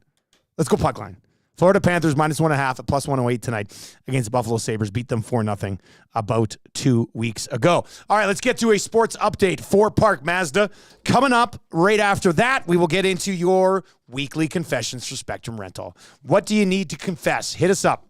780-218-9999, 780-218-9999. Let us know what you need to confess. I says pardon coming up around 7:45 today as well. The Edmonton Oilers getting by the Kings. Drysdale goal song still to come here in hour number 2 as well. Let's get to a sports update for Park Mazda with Lieutenant Eric.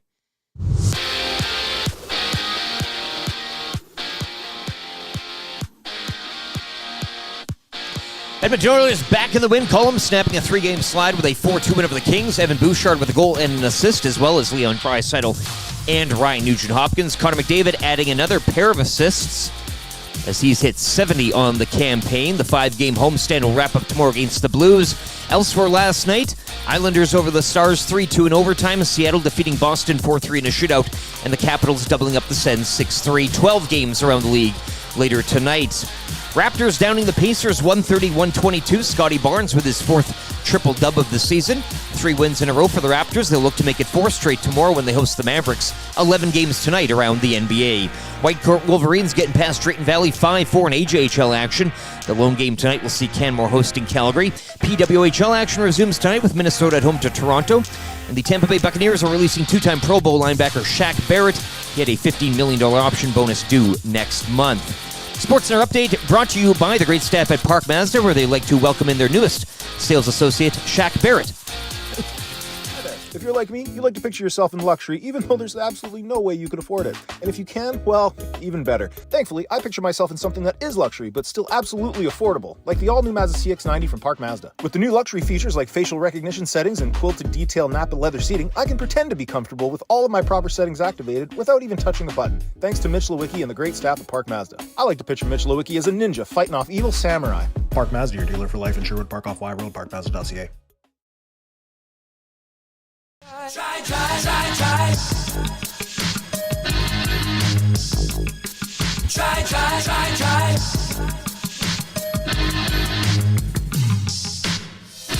Leon scored a goal tonight. Watching him play's quite a sight.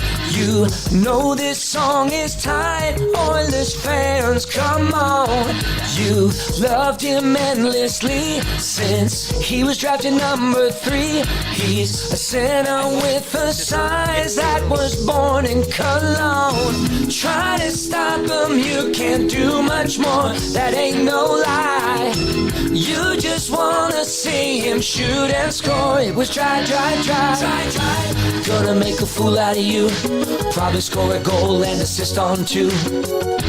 You can't stop him, and that ain't no lie, 'cause it's try. Don't even try to play him rough. Leon is a German, so you know he's tough. His hands are crazy and Aikens loves his eyes. Yeah, it's try. Gonna make a fool out of you. Probably score a goal and assist on 2.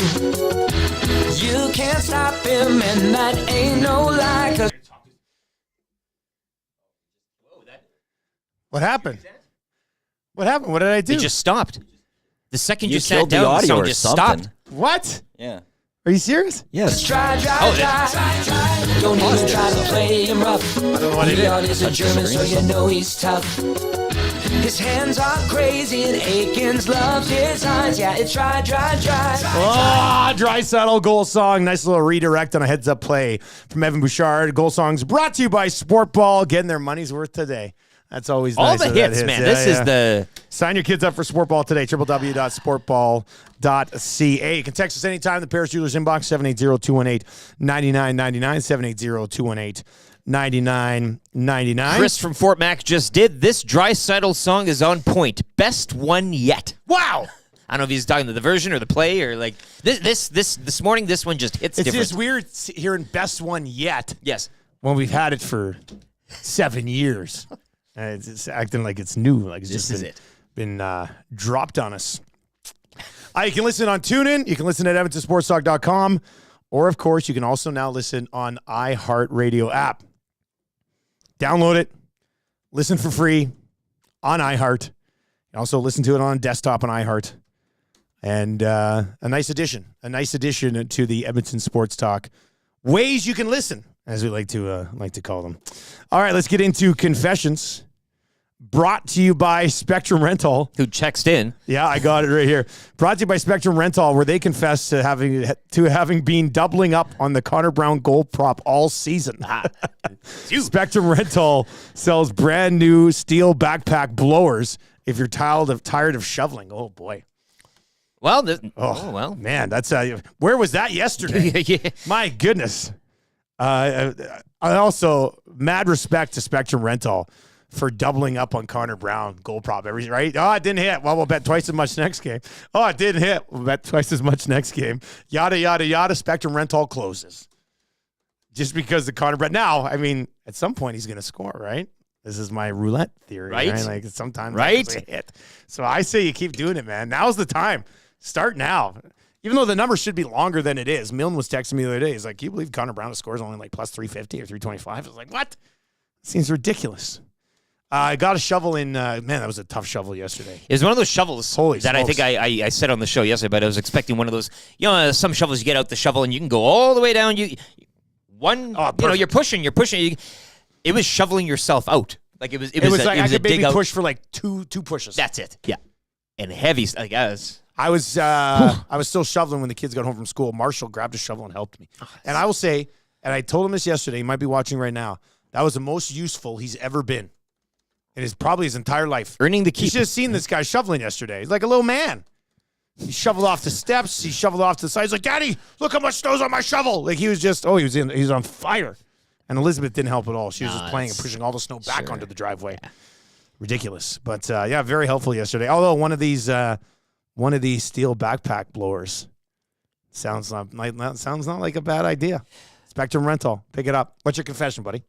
My confession is that I didn't shovel off anybody else's snow yesterday, which I could Not have. required when there's this much. This is not a skiff, right? You're not just doing a quick favor for But somebody. I do feel kind of bad in which one of my neighbors is an elderly woman.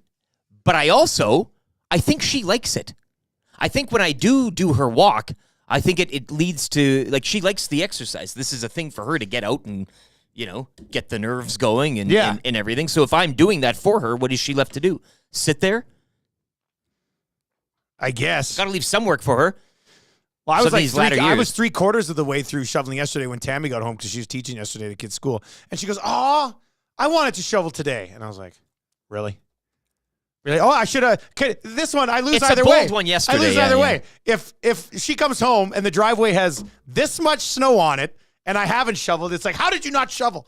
And then I am shoveling and she comes home and goes, "Oh, I wanted to shovel. I wanted what to am shovel. I supposed to do in that situation?" Biggest dump of the season. I wanted to do it. Yeah. Sure. She loves shoveling. she Convincing tells me. story, yeah. But I guess, you're right. Thank you for, look, I had a confession. I felt bad. I got it off my chest. You've now said it's okay, and this is kind of how the segment works. Spirit of the segment. But I think yesterday, yeah, all the rules, all the good, take care of your own, right? First and foremost. I guess my confession is I don't know how to drive my truck in the snow. Right? We haven't had a lot of snow since I got the truck, but I think, I have a truck. I'm just going to barrel through all this. But then my back end starts swinging out a little bit. So then I put it in 4-wheel drive. I don't know when I'm supposed to use 4-wheel drive. When do you use 4-wheel drive? Is it only when I go mudding? Is that the only time you can use 4-wheel drive? Or when you get lots of snow like this, could I use 4-wheel drive to drive to work yesterday in the snow, in heavier snow, when there's a lot of snow on the road? You did lock the keys in. Well, that was an accident. I know, but I'm just saying if the 4-wheel drive, I think you need to, I don't know when to use 4-wheel drive. Like, when do you activate 4-wheel drive? I think you have to place a call, maybe set up an appointment, a meeting, a lunch maybe with Mitch. Maybe a lunch with Mitch. And you say, hey, tell me about 4-wheel drive. I'm a truck guy, but I'm still a new truck guy. And maybe a few things you guys could discuss. And I'm very much a noob. Like so yesterday, I mean, there's a lot of snow on the road. If you're not going to use 4-wheel drive, then why do we even have 4-wheel drive? That's what I want to know. So I feel, but my dad's always like, you can only use 4-wheel drive when you're in the ditch. And I'm like, well, I'm not going to be in the ditch. Only if your life is on the line. That's the only time you can use 4-wheel drive. And you can only use it once. Once you use it, it's gone. I'm only... That's it. One time, one shot. Apparently, like my dad thinks, the old HR daddy thinks I can only use 4-wheel drive in life-saving situations. It's a coupon, yeah. That's it. No other time. Where I view 4-wheel drive as, we paid for 4-wheel drive. It comes in the truck. Why would you not use it in quite a few different scenarios? Do you have your racing slicks on as well? Like, do we need to kind of get to more of a hard or soft tire? No. I don't know. I felt like maybe I was overusing 4-wheel drive. I don't know. Dr. Dry checks in. Do you have 4 auto? 4H in the city, not on the highway. 4H, eh? 4H, so 4 high. Okay, 4 high in the city. Okay, so maybe I did it right. There's a 4H joke here. But I do have an auto. There's an auto button. Yes. So I have it on auto. Is it on auto? Like, is it even on auto in the summer? Or is it on nothing in the summer? I don't know about that either. But I have it on auto most of the time. But yesterday, coming into work with all that snow, I was just like, well, I'm going to put it in 4-wheel drive and drive into work today with no problems, right? But I don't know if I'm overusing. I don't know if I'm not using it enough. A salmon swimming upstream. Basically, I don't know how to use my 4-wheel drive. Somebody texts in anonymously. Read the manual? ? I don't have time to sit down and read a 4-wheel drive manual. Yeah. Are you nuts? Orca driver, put some weight in the box. 4-wheel drive is great to get you going, but doesn't help you stop. So it's all about the going, but you also need to stop, and maybe that's a few sandbags, maybe in the. Because you got that box cover now. This one is in. It says 4 high is used for snow, but when you're on drive pavement, put it back to 2H. All right, that's nice. 4x4 is full time in weather like this. Yeah. That one from Pitwall Nasty. Tom Dixon's mustache again. Once there's snow on the ground and the roads are covered, put it in 4x4. So for example, today, and whoever keeps the hen day clear, well done. Like the hen day doesn't even look like it's private company. Eh? Is it? Yeah, it's broken into 4s, and it's privately contracted for them to clean and clear that. Are we sure McDavid doesn't own it and it's just all heated? That would be amazing. No, they have these great de-icers that go out there, and it's incredible. Really well done. I don't know how after like the snow we got yesterday, driving on the hen day today, it was clear. They would have laid down that day. Isn't that a preemptive strike? If you know the snow is coming, you lay it down like a day or two before. De-icer? Yeah, that's what I've heard. You can do that, and then it won't. How do you know so much about de-icing? The internet. Oh, that makes sense. It's a wild thing. The but information. so anyway, maybe a 4x4 website could be. Some of the roads are still covered in snow, so you could 4x4 there. But just then when you 4x4 on. No, but on the hen day, like my dad's like, you cannot use 4x4 above 80 kilometers an hour. I'm like, well, then what am I supposed to do on the hen day, man? I think my dad knows less about 4x4 than I do, and he's leading me down a path here. Like, I feel like if the truck were to die in 6 months, my dad would be like, well, That's because you use the 4x4. I think in the winter you're good. No matter what? Well, I think having it on when there's a snowstorm, I think you're more than fine no matter like the speed and stuff. Another unsigned but text. Yes, put something in the box too. Yeah, use 4x4 whenever there's snow. Use it more. The old trucks you had to be careful when to use it, but now you don't. So it's like leaving your car running for a bit. Like you don't have to leave it run for. I feel like it turns like it's more difficult turning with the 4x4 on. Another thing I'm just learning. Your power steering. Like I said, my confession is I don't necessarily know how to drive my truck in snow just yet. But what I do want to go is I want to put in 4x4 and go to a farmer's field and drive in it. Come up to my neighborhood. Yeah, it's you have that little sort of mini field right there. It's like you're in a field. It's a paradise. There's no snow. Nobody comes and touches it aside from us and our shovels. That's it. You got to wait till spring now. Like ain't nobody parking in front of my house for the next couple of weeks easily. I think too, in the spirit of not wanting to read the manual, maybe you just watch some cool YouTube videos later on. Maybe there's some YouTube shorts. Sure, of GMCs. You like TikTok. I'm sure you can find some stuff on TikTok. Yeah. Well, now that we've talked about it enough, I'll probably go on TikTok and some 4x4 video is going to come up with some huge balls hanging off the back of a truck. You'll be mudding by the afternoon. This is how you do it. I'll never mud. You're never mudding. I'm never mudding. Not a mudder. I don't think I'll mutter. Guys, 4 high is fine under 70 kilometers. Maybe my dad was right. Best trick for weight in the back of the truck to shovel it on the driveway. That's okay. not bad, yeah. So as per tradition, when you have a question about something, we never have two answers that are the same from anyone. This one says new trucks are able to do 100 for long stretches in 4x4 nowadays. So basically, I think I had it in 4x4. I took the Hyundai in today. I was going like 85. What's a long stretch, though? So I don't feel... What's a long stretch? You can do 100 for a long I stretch. wouldn't consider Hyundai full highway. I think you're good in this you think so? snowstorm for keeping it on for the short period of time. I think it's more, and people will correct if I'm wrong, you're driving to Red Deer. Don't have your 4x4. Don't have 4x4. If it's clear roads or something. Yeah, so I think in the city, you could be pretty good with that. This one's in it says 4x4 all the time in this economy, clear roads, save the fuel. What the fuel? What are you talking about? 4x4 causes issues with the differential and front axle. I knew it. So I told you I could feel it. That's what HR Daddy was trying to say. I love you leaving this segment all the time more confused than when you entered it. That to me, it doesn't happen all the time, but I really enjoy these times. Hey, this happened. Oh yeah. I know. And now you're more. And now you're looking at all these, trying to figure out which one's the right one. I'm just gonna take an Uber home today. Sure. Sell the truck. I'm not driving the truck again until the spring. And then ask them about 4x4. Yeah. What would you do? I'm only waiting for an Uber pickup truck. This thing got 4x4? And then get in and be like, okay, tell me, how's the 4x4 work? 780-218-9999, 780-218-9999. If you have any confessions, send them along, and we will get to a few of those. I guess I'll just leave it on auto. You know what? Audio sounds like it's meant for idiots like me. That's it. That's what the auto Automatic, sounds like. yeah. It's like, this guy's too stupid to know what to do. Let's put this auto button here. It's like the transmissions. I'm not smart enough to do a manual auto. Just key in the thing, step on the gas, and away we go. Gas brake. Off you go. That's all you need. I like this idea of putting some weight in the box. I'm Now- going to put a few barbells back there.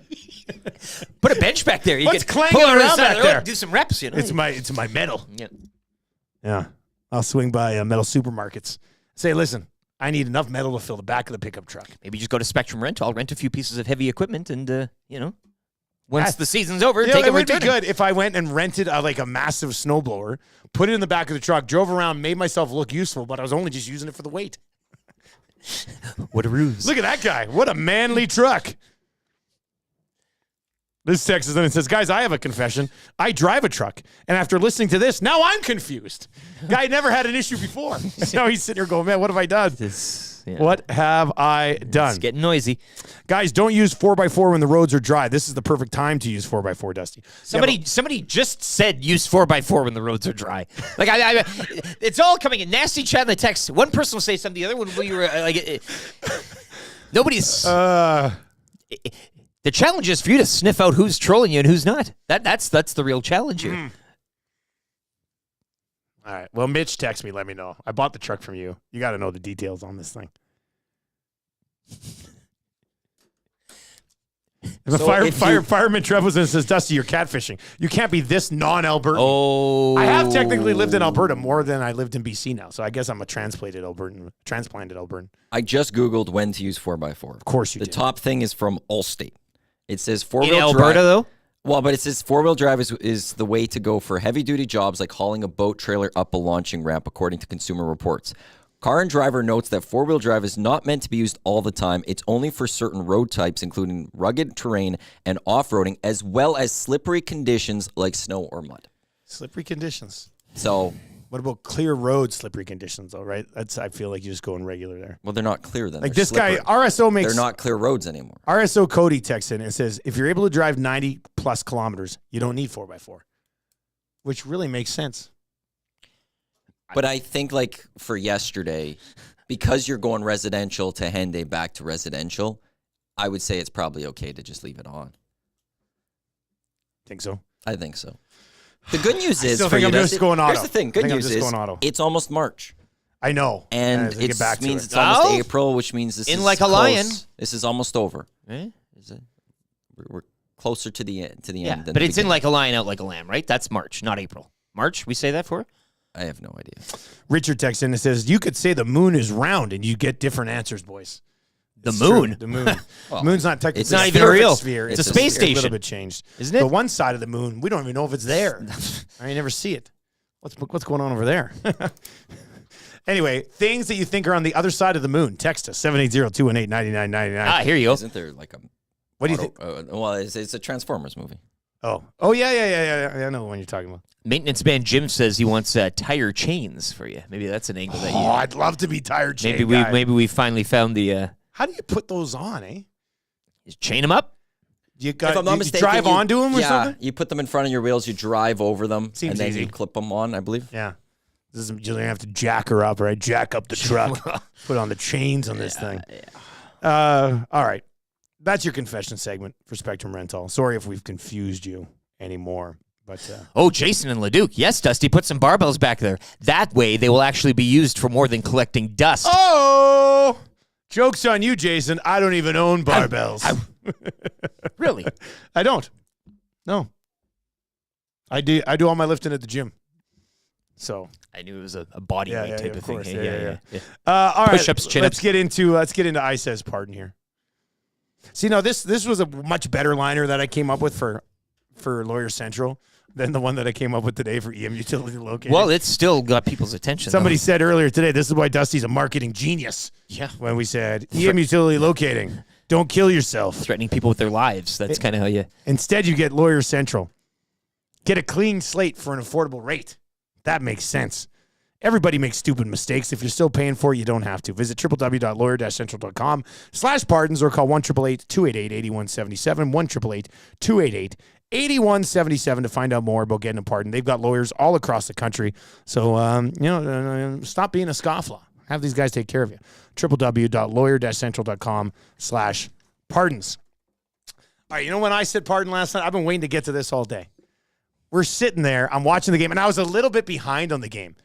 I think because of bedtime or whatever. So I was just a couple minutes behind. And it was one of those ones where I could have caught up. I didn't even realize. I thought I was watching it live. Mm-hmm. And it's the third period. It's kind of cruising along. And I get this text from Tommy Gazzola. Tommy texts the group and goes, they're starting the wave with 9:34 remaining in a one-goal game. And then I'm going, then I see it. I see like, like before a wave starts, you see like a couple people pop And up. on the and they're trying to get broadcast, you going. kind of hit in the corner. Yeah, and I'm you see sitting it. there full on Leonardo DiCaprio meme. Like I'm pointing at the screen. I'm like, oh, here it goes. And then it gets cranked up. It gets cranked up. And it went. It went well. They Set did a record. The longest wave There's ever a record. in history. There's a Guinness. Smash the records. Some people thought it went for 4 minutes last night, this wave. Anyway, Some say it's still going. The wave's still going. In our hearts. We like the idea of having a wave, but instead of doing the wave, if it's a close game or it's late in the game, everybody just gets up and waves. Right? Everybody just waves at the camera. We think that would be pretty funny. That, yeah. I don't know. For me, it's like in a close game, you should be paying attention to the game as opposed to watching this way. Like, what if you're watching for the wave coming down here towards you and they score in a 1-goal game, and it's a major moment. Right? You're trying to make sure I can't screw up this wave. I got to do the wave properly, and then you're not paying attention to what's happening out there. Too close. Up 5-2, third period. Do the wave for final 10 minutes. But in a tight game like that, and I know for everybody in attendance, you're all fired up. The adults are drinking a little bit. The kids love a good wave. Right? I don't want to say no to the kids' wave, but we need to teach our children that at some point, your ridiculous wave in a close game is going to cost your team the game. Did it last night? Last night was a rare exception to the rule. You know, what happened? I think things went pretty well for the Oilers after that. Gentlemen, if you will, I really got the everybody clap your hands. That song, and then everybody claps their hands really fast on a weird beat. I'll take the wave 100 times over that. Please clap your hands. Get that out of the system. The whole clapping beat. Or you just go crazy. And everybody's just sitting there going like this, but it seems like a very fast-forwarded round of applause. Give me the wave. I'll take the wave. Somebody says, Bouchard said it was good for the players. Dusty is a clown. Yes, the players go, hey, they're doing the wave. Let's try harder. Because also, Bouchard's going to come and be like, it's stupid. I think he said he thought something was going on in the crowd. Yeah. Like there was some sort of promotional Chelsea Bird giveaway or something like that. That's why the wave started? The Oilers were asking for the wave? No. Couldn't be the case. Couldn't be the case. I just in a close. We'll talk about this with Huss on the Walk Shop today too. Huss also has the wave grudge. Well, if I'm not mistaken, I think he started one earlier this season at Rogers just to get the Jets back in it. He did try to plant the wave, didn't he? Well, I don't know. I'm just blaming him because the wave happened and the Jets ended up winning the hockey game. So I just blame Huss because he was here at that game. But to your point, you said you should be sitting there like the game is tight. It's in the moment. I'm not anti-wave. I'm anti-wave when a game is still hanging in the balance. That's all I'm saying. I don't think you're asking people to be sitting there silent going, shh, quiet. Like, that's not your angle either. No. But it's not standing up at a time when what's going on the ice is the utmost important in that 60 minutes, right? I mean, do the wave in the first period. 55% of the game, people are sitting on their hands at Rogers Place. Yes. And then the moment you get to a wave, everybody's like, oh my God, the wave, let's go. Let's go. So then I'll take this angle from it. I want Rogers Place to be more lively. And if it takes a damn wave to get them making some noise, give me the damn wave. But why wait till the most important time of the game? Do it in the first. 5 minutes into every first period. Get the wave going. If that gets the crowd going and there's any sort of atmosphere, start the game with a wave. First period waves. Cool yeah. How cool would that be? Actually have the crowd waving at the beginning of the game. Clark does it after the anthem. Starts it. Once he's into the final word of the anthem. You do 10 waves, you drop the puck, everybody's waving. There's those close games where teams late in a game in the playoffs, fans will stand up and just start cheering and clapping, and it's a great end of the game and all that. You want to if it's a close game, and that's what it takes to get an atmosphere inside Rogers Place, I'm for it. But again, I think I'm for it because you want to. Why start the atmosphere with 7 minutes left in the game? Do it at the beginning. Yeah, it's flat for a period. I'm with you. Yeah. But if Rogers Place, it is very quiet. And last night it was very quiet. If the alternative is for that rest of that game, the crowd is still quiet, or they make a little bit of noise because of a wave, give me the wave so they could bring some noise. I just think at one goal games, in time, you don't wave. The moment in time. Do it at the beginning. So you'd rather it have just stayed quiet because that would have been the alternative. Get the place bumping early on. Do a chant. Start a chant. But that's not happening. Do the chant. That's not happening. Let's go Oilers. Calgary sucks. But the Let's Go Oilers Everybody clap your hands. The Let's Go Oilers did happen earlier. It wasn't this big. It didn't get the crowd going. The crowd gets going for the wave for some reason.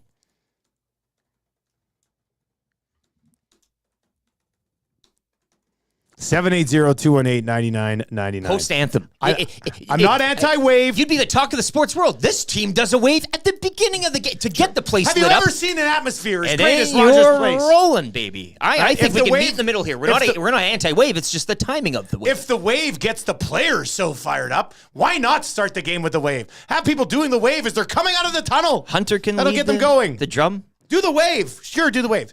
Don't do the wave in a one-goal game. That's all I'm saying.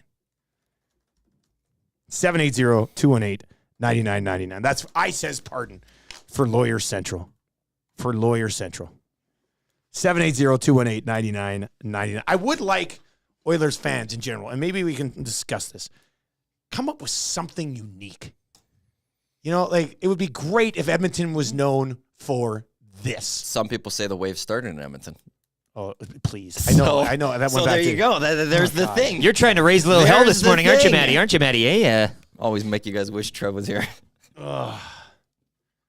No, but like, what could we do as a city? Trooper. When you go to It's a game Trooper. that's It's 4 Trooper, minutes raise left a little in the hell. second period. Thank you. Offensive zone face-off, power play starting, raise little hell Thank started you. yesterday. Thank It was you. early. They pulled it. I love You it. have your answer. Me and JMO and Eric always love when Trooper gets pulled out. Yeah. That song gets played once a game. It's Usually called- it's third period. They pulled it out early yesterday. They needed it. Colorado Avalanche. Were they the guys singing Blink-182. Yeah. Like, that's Careful a cool now. thing. That's a cool thing. Yeah. Like, man, let's that's come up with organic. something here in Edmonton. Like, Come on. there's got to be something. Well, it's tough We got because nothing. Everybody partly is clap your hands. Fans start. Any fan that stands up by all the reports or starts trying something gets told to Yes, to sit sit down down, yeah. by ushers and things like that. So We got to it start becomes something. tough, but You got to have something. well, yeah. Eric and I talk about soccer all the time and the crowds that Nobody there likes are. that. That's boring. Stand up for the Boring entire game. third period. Do it. I mean, that would be. Until you're told to sit like down. when we were at that game in Vegas. I like that. So you can be the last one standing. Everybody stands up, and then the ushers go around. Do when their we were at bit. that game in Vegas, anytime there was like an odd man rush, everybody stood up. It was just like, oh my God, what's going to happen? Oh yeah, it's fun. And here yeah. it's just like Dallas. They're always standing. It seems like on the Yeah, broadcast. I don't know. I just Edmonton needs to come up with something that separates themselves from other NHL markets from a fan base perspective. Hunter starts to wave a lot at all times of the game. You got beef with Hunter? Surveyor Brett asks. I guess I do. I guess He's I do. he's the one. He's the one that starts it. I think we could. Look, are you gonna? You're down 3-2. You gonna do a wave? Why not? If it gets the crowd going, if it gets an atmosphere, if the alternative is a quiet Rogers Place, I will take the noise in Rogers Place. It's too quiet. Now, would I like something better? 100%. Would I love The if more wave's chants? the only thing Absolutely. that can get these people going. Come on. Right now, that's all it is. Yeah. There was a Let's Go Oilers chant earlier in that game yesterday. It didn't get sustained. It didn't go 15 minutes long and get Evan Bouchard being asked about it after the game. The wave went going. It went for a while. It got the crowd going a little bit. And Evan Bouchard was asked about it after. I want somebody to ask Connor McDavid, like, what do you think when the fans yell shoot? Does that get you fired up? Do you want to shoot more? That'd be cool too. All right. We need somebody to play Kind of Easy Trivia right now. 780-218-9999. If you would like to play Kind of Easy Trivia, we got a gift certificate to Mr. Mike's Steakhouse Casual. All you have to do is get 3 of the 5 questions correct, and boom. You're off to Mr. Mike's. 780-218-9999. Text Maddie. Text Mr. Aline here at 780-218-9999 and let him know you would like to play Kind of Easy Trivia today. One of you will play coming up here just after 8 o'clock. 3 questions too many on the other side as well. Joaquin Gage. It is race week. We're going to talk some Formula 1 with Gager, but obviously we'll break things down. Stuart Skinner picking up the dub.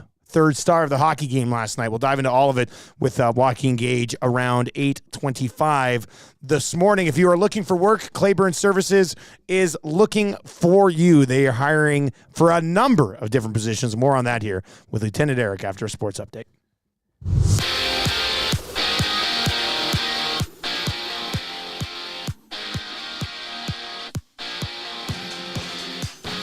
Oilers snapping a 3-game slide with a 4-2 win over the Kings. They'll look to ride last night's wave into the game against the Blues tomorrow, wrapping up a 5-game homestand.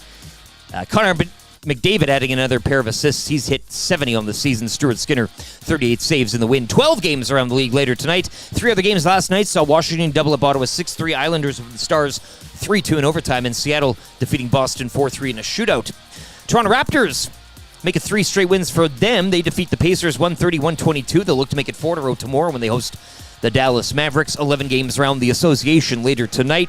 Lone game in the AJHL tonight. We'll see Canmore hosting Calgary. Last night was the Whitecourt Wolverines defeating Drayton Valley 5-4. PWHL action returns tonight with 1 game. Minnesota at home to Toronto. And the Tampa Bay Bucks releasing 2-time Pro Bowl outside linebacker Shaq Barrett this morning. He was due a $15 million bonus next month. Sports Update brought to you by Claiborne Services. Take your career to the next level with Claiborne Services.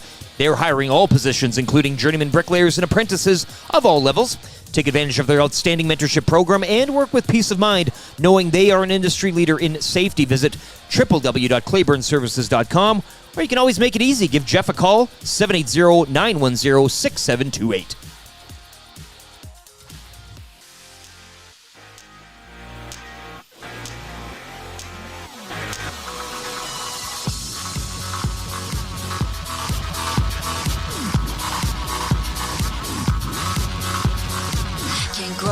mustache cause he's too young, but he's playing like a superstar.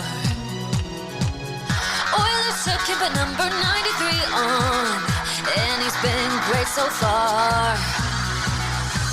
No one was sure if he would make the team. Scott said his vision was the very best. Game-winning goals and 5-point nights. It sure looks like he passed the test. He's like 99 in a way. He rarely makes a mistake. He's on the right track, baby. Oh, the Nuge can play. Just make your way to the net. Stick on the ice and you're set. The Nuge will find you, baby. He was born to play. Dry? Not. Safe to say the Nuge can play. Baby, oh, the Nuge can play. Along with Dry? Not. safe to say the Nuge can play. On the right track, baby, oh, the Nuge can play. Oh, the Nuge can play indeed. Ryan Nugent Hopkins. All of our songs brought to you by Sportball, also available inside the Nasty Club. If you go to edmontonsportstalk.com, and if you're a Nasty Club member, all those songs will be in there. Sign your kids up for Sportball today, www.sportball.ca. Coming up here in hour number 3, you can text us, of course, anytime, 780-218-9999. That'll get you into the Paris Jewelers inbox, or you could win A&W Text of the Day today. A gift certificate to A&W for Text of the Day. Rip City Step is trying. I recommend Rogers Place sings "Truly Madly Deeply" by Savage Garden every game. Something like, but that'd be so unique. That I mean, it'd be. I need you. Is that one or is it a different one? No, that's like the slow dance, hands on the hips. You know. I'll be your wish. I'll be your. Could you imagine fantasy. that? And we're all locked in arms, swaying. I'll be. The players would love that. Somebody's got to organize that. Not that maybe specifically. Oh, I'd take but like that. a song that everybody can hit and like it becomes something. Here's an idea for next year. Okay. I don't know how likely this would be, even if we just have to buy them. We buy a bunch of tickets. Okay. We get a bunch of nasty people with us. Yes. And we just go to a game with like taking 5 rows and just start random chants and see Smuggle what in gets a going. megaphone. And see what get. Well, just bring Lucas. Hand out Just hymnals. get him yell. Yeah. Hand out. Here's our chance for tonight. We'll try these, and let's do it ourselves. If we're gonna, let's take it on us to go create something. A whole section. I don't know. A row at least. I would say like a few rows. I think we could, if we grab them, buy a few rows. And the whole game, all we focused on is trying to find that thing. Just that thing. We tried a bunch of different things. Like We can find out who the DJ is. I Text get like it this inside, song throw and stuff. him a few bucks. Can you throw this Few song GCs. here? Can you throw this song there? Tommy Tommy will bring by the Tommy's song. flipping him some GCs from Hudson's. By the way, join Tommy. Hudson's on White, pre and post tomorrow. Yeah. But maybe we go full out next year to try to create that thing. Nacho Man says nasty corner, if you will. The nasty corner. The nasty Now, row. it would be unsanctioned, obviously, because I don't think the Oilers would go for this, but we just Hey, we do it ourselves. No, yeah. The I paid for unsanctioned- this seat. The unsanctioned nasty corner, and we just really go and try to find. We do a bunch of different things. Yeah. We pre-plan it. We try to get involved with the DJ and be like, play this song here, here, here, to see if we can get it going there. How cool would it be? Like, And if the wave starts, we don't stand. That's it. That's the We key. strike. The whole cross crowd, our arms. We We fully pout. sit because we're trying for something and different. everybody goes, those idiots are not doing the wave. Hate having fun. What are you gonna I hate do? having fun. I do like the idea of what do you guys say? When they play Trooper, raise a little hell. Yesterday was 4:14 left in the second period. The start of a power play, offensive zone faceoff, obviously. But Tommy slides over a 50 GC and it's played once a period. How good would it be though Maybe if even twice. everybody, the whole place was like, raise a little hell, and that's just like, oh, That's God. everybody knows it. That's an easy lyric. Yeah. Everybody knows that music chorus. is a little too hard. Okay, so you to- need something to a little bit sing more, over something it, a little more I think. chill. But when they maybe. stop and they go into the play, you can Yeah. continue it. Like you stop it at that point, much like Colorado. Yeah. You stop at that point, and then they carry it to the. We can But dream. there's not a lot of words. Like to that Jeffy's one, in right? and says, hockey absolutely needs a supporter section. Oh, Right? One section at Rogers, we've said standing that for standing years. room was just the same And I think thing. a few places around the league, like Vegas, do have you can go in different places, right? I mean, I think Nashville have a bit of a, but not a true supporter section. But now you also need then a supporters group, which is a very big part of the soccer part of it. There's a group that organizes to- that yeah. section and stuff. Like even for Canada Soccer, there's the Voyagers, and they organize. But they also partner with Canada Soccer, and they Sure. get tickets It's for actually tied cheaper, together, yeah. and there's a deal and stuff. Yeah. But like there is a requirement then. You know, you go sit in that section. You're going. That's it. Well, you Like, also have to. Yeah, you have to bring that energy. You can't just sit quietly. Maybe we morph Edmonton Sports Talk into Edmonton Sports Group. We become so big and influential to the stadium that we get bought up, and then away you Think go. about the desire for people in a playoff run to be in that section. It would be insane. You would, It would and be no, insane. if people are elderly, children, people with a disability, standing and everything like that. Because I get that. Not everybody can stand at times. No. Not everybody's. You go sit somewhere but else. you that's know fine. what you're getting when you go in there. Yeah. And you know what you're getting if you don't go in there. So I think It's the Davos Den at the Spengler Cup. You know what you're getting in there. Once you're in there, Davos Den. you're not leaving. Like you don't go back up. You don't come back down. You don't go take a leak. You order beers at the bottom. It goes Yep. up to the top. It is the Nobody's best complaining. sports section I've seen in a hockey rink ever. It's not even close. So, yeah, maybe we need the nasty corner at some point next season. Grab a bunch of nasties to ESG. join us. ESG. And we just try things until something gets going. I love just trying things too. Just on the try fly. random things. Just until keep we going. get kicked out. Imagine the whole nasty corner gets kicked out because we're trying too much. You guys are trying way too hard to have a good time. 780-218-9999, 780-218-9999. Who's playing today? Rhett. Rhett. All right, Rhett is going to play kind of easy trivia today. Needs to get 3 out of 5 correct. Went 5 for 5 yesterday. That's a nice start to the week. Let's go to Rhett today. Rhett, you ready to play? I am. All right, we're trying to get you a gift certificate to Mr. Mike's Steakhouse Casual, the casualest place ever in the Hampton Inn on the corner of 137th Ave, Mark Messier Trail. They got the 6 o'clocker lager on tap. Here we go. You need 3 of 5. I'm going to start the ticker after I finish the first question. Good luck, man. How many goals did the Oilers win by last night? 2. Name one player who scored for the Oilers. Hyman. Who did the Oilers trade to the Kings in August of '88? Wayne. What sport does Scotty Barnes play? Basketball. Did the Raptors win last night? Who do you think you are? I am. No! Oh, my God. Damn it, Shake, stop it! They are going to remember that AM radio is a viable and modern source for news and entertainment. Totally. People don't listen to AM like they used to. Seems like it's more about FM and color TV. That's stupid. It sure is, Kevin. I'm stoked. You stoked? I'm stoked. Just so stoked. You cannot come to my house. No, not today. Cannot come to my house. No, not today.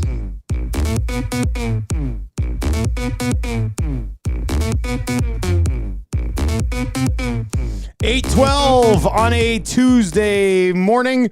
Congratulations to Rhett. Goes 4 for 4 and then drops the Pete Weber. Who do you think you are? I am. Spiking the ball. The day after the anniversary of it. Well done. That's a victory 12 victory years, lap. eh? Yeah, 12 years. Where does the time fly? I think was my My quote tweet. goodness. Anyway, he's off to Mr. Mike's. He's going to Mr. Mike's. This text is in from somebody who was at the Spengler this year and says all we could talk about after the Spengler this year was bringing that end to Edmonton. And if you took the 4 sections right behind the opposition net in the first and third and made them basically like a raucous atmosphere, you're not going to take out the seats, obviously, like they do there. Like that, we're in the standing room only. It's insane. I don't want to talk about soccer again, but it's the Davos thing, and that's where you can kind of that's where these two things intersect. And you've seen it. Once you get a taste, it's hard to go back to everybody clap your hands. I just people are lined up in there. Like people are in the standing room only at Davos an hour before the game, knowing that they can't leave until the end of the game. Like, no complaining there and no complaining elsewhere where they aren't. You've everybody's going to where they want to go and having a great time doing it. 780-218-9999, 780-218-9999 is the Paris Jewelers inbox. Ring into 3 questions too many. Joaquin Gage is going to pop by here at some point this morning. We'll get his thoughts on the Oilers and the Los Angeles Kings last night, and it is race week as well. And we'll get into that. TV Burkle says, Dusty, the Davos Den and the energy it created was easily the best part of being at the Spengler. Like, it's not even close. It's that one section in the Davos Ice Stadium is better than anything you'll ever see in a National Hockey League arena. And there's not even anything close to it. Nothing close to it. Except in Nashville when they score and they play that I like it, I love it, I want some more of it. Tim McGraw, classic Tim McGraw. Something that will be done on the Achy Breaky podcast at some point. Did we do that? What did we do? We did that. It was like the 3rd episode. Yeah, it was in there. I want to do... well, we We got a big one coming this week. We do have a big we one keep it coming under this the week. hat. Yeah. Achy Breaky going to be coming down the pipe tomorrow as Dusty and Rick here get back in the barn. You're going to love it. I was stunned yesterday when I realized we hadn't done this song yet. It's one of my favorite country songs. I can't believe it. It was probably we my went back first- in the whole catalog. Yeah, my first favorite country song. This would have been my first favorite country song. Guess 780-218-9999. No, people will guess. Bet you won't. Yeah. Well, you don't think they will? Well, I bet they would. You professed your love of multiple ones, but such that we've already done. If you, I if can't you believe listen we haven't to done like this every single Achy Breaky ever, you'll know the band that we're talking about. Anyway, it should be a good one. It's a purity test of sorts here, hey? It really is. If you're really thinking, if you listen to the podcast, you'll know this one. I can't All believe we right, did. let's get into 3 questions too many for Park Mazda. Do you have a liner for the segment? 3 questions too many. Brought to you by the great staff at Park Mazda, where dealer principal Mitch Lewicki has already wanted to sponsor the ESG Nasty section. Park Mazda, your dealer for life. Makes sense. ESG Nasty section brought to you by Park Mazda, your dealer for life. The Edmonton Sports Group. That's what you're saying. ESG, yes, the Edmonton Sports Group gang. ESG brought to you by EST. Do you have a Twitter account? It's at Lieutenant_Eric. You can always follow on Twitter and give us a follow as well at Edmonton Sports Talk. It's at YEG Sports Talk on Twitter, Instagram, TikTok, Facebook, the whole bit. We're all up there. Keep up to date. Trevor Harris, my quarterback, tweeting out 10 hours ago. Don't know who's hosting the hangout tomorrow, but we need to discuss the wave in a 1-goal game with 10 minutes left. Such a joke. That's I just want to keep promoting it as Hernan Salas and Trevor Harris on the hangout today, and then when people like hop on to see Trevor Harris, it's our Trevor Harris, not the Trevor Harris. I think that'll be No, fun. it is the Trevor Harris. Man, The other Trevor Harris is the fraud. He's the quarterback. Yeah, No, yeah. wait a second. That guy's the quarterback? Yeah. This is the road Of dog. the Riders? What's going on here? All right, question number 1. If the Kings and Oilers met in the playoffs, what would the prediction be this time around? 7 games. 7 games again, eh? I like watching these two teams play. I know for some people they might say the Kings brand, and I get that, but I said they are built to play this Oilers team, and I just love it when they get together. The rivalry, the fierceness, just some of the characters on the Kings. Yeah, 7 games, and I don't know, some sort of mistake decides to do something. It's too close to call for me right now. But I love it. What's more of it? As I was watching the game last night, got the kids to bed, settled in, probably about like after the penalty kill, when things really kind of started to get going. Yeah. I did think for a minute, I was like, man, I'd like to see these teams play in the playoffs again. But then we know it's kind of highly unlikely. In the first round, it's going to be really tough unless the Oilers were to track down I guess maybe both the teams, they both have games in hand on Vegas. Maybe if Vegas continues to deal with some injuries and stuff and slides, you could get Oilers Kings first round, I guess. So as I was watching the game, I was like, man, this would be a great series again. But then I thought to myself, do Oilers fans want to see Oilers and Kings again? Oilers, have you got enough Oilers Kings, or are you up for another Oilers Kings? Now, as far as the prediction goes for this series, I would probably take the Edmonton Oilers in. I think I might take them in 6.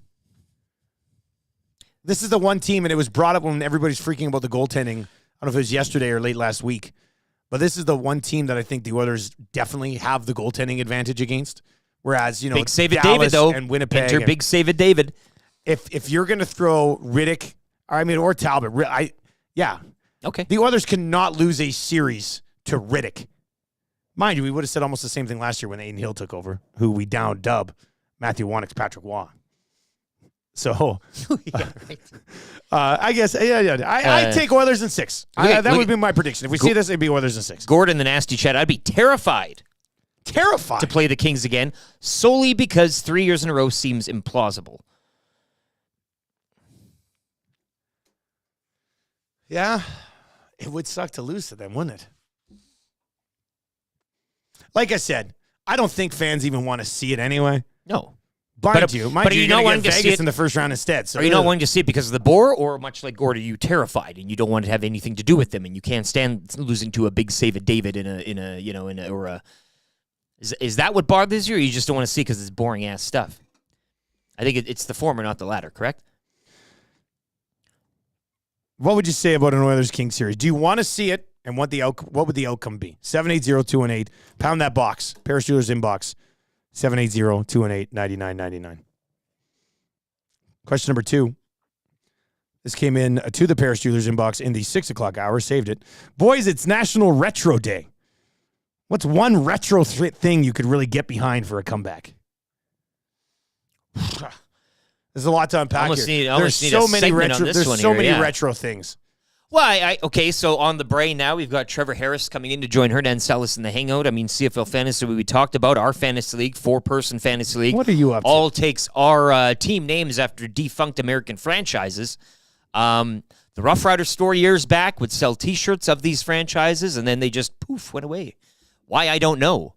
But we're talking about printing money and moneymakers. CFL, Randy Ambrosi, if you're listening, get on the defunct American franchise merch. Good idea. Give me jerseys, give me shirts, give me caps, you can't. We make caps here. We make shirts. We make stuff. And nothing against us, but we are a smaller operation than the Canadian Football League, I would hope. And nothing against the Hive marketing, the buzz. They bring the buzz. Everything's fine. Nothing against us. But if we can do it, surely you can do it. And I don't know what lawyers you got to get in a room, straighten out the copyright. There's got to be maybe something there. I don't care. Give the Mad Dog a third eye.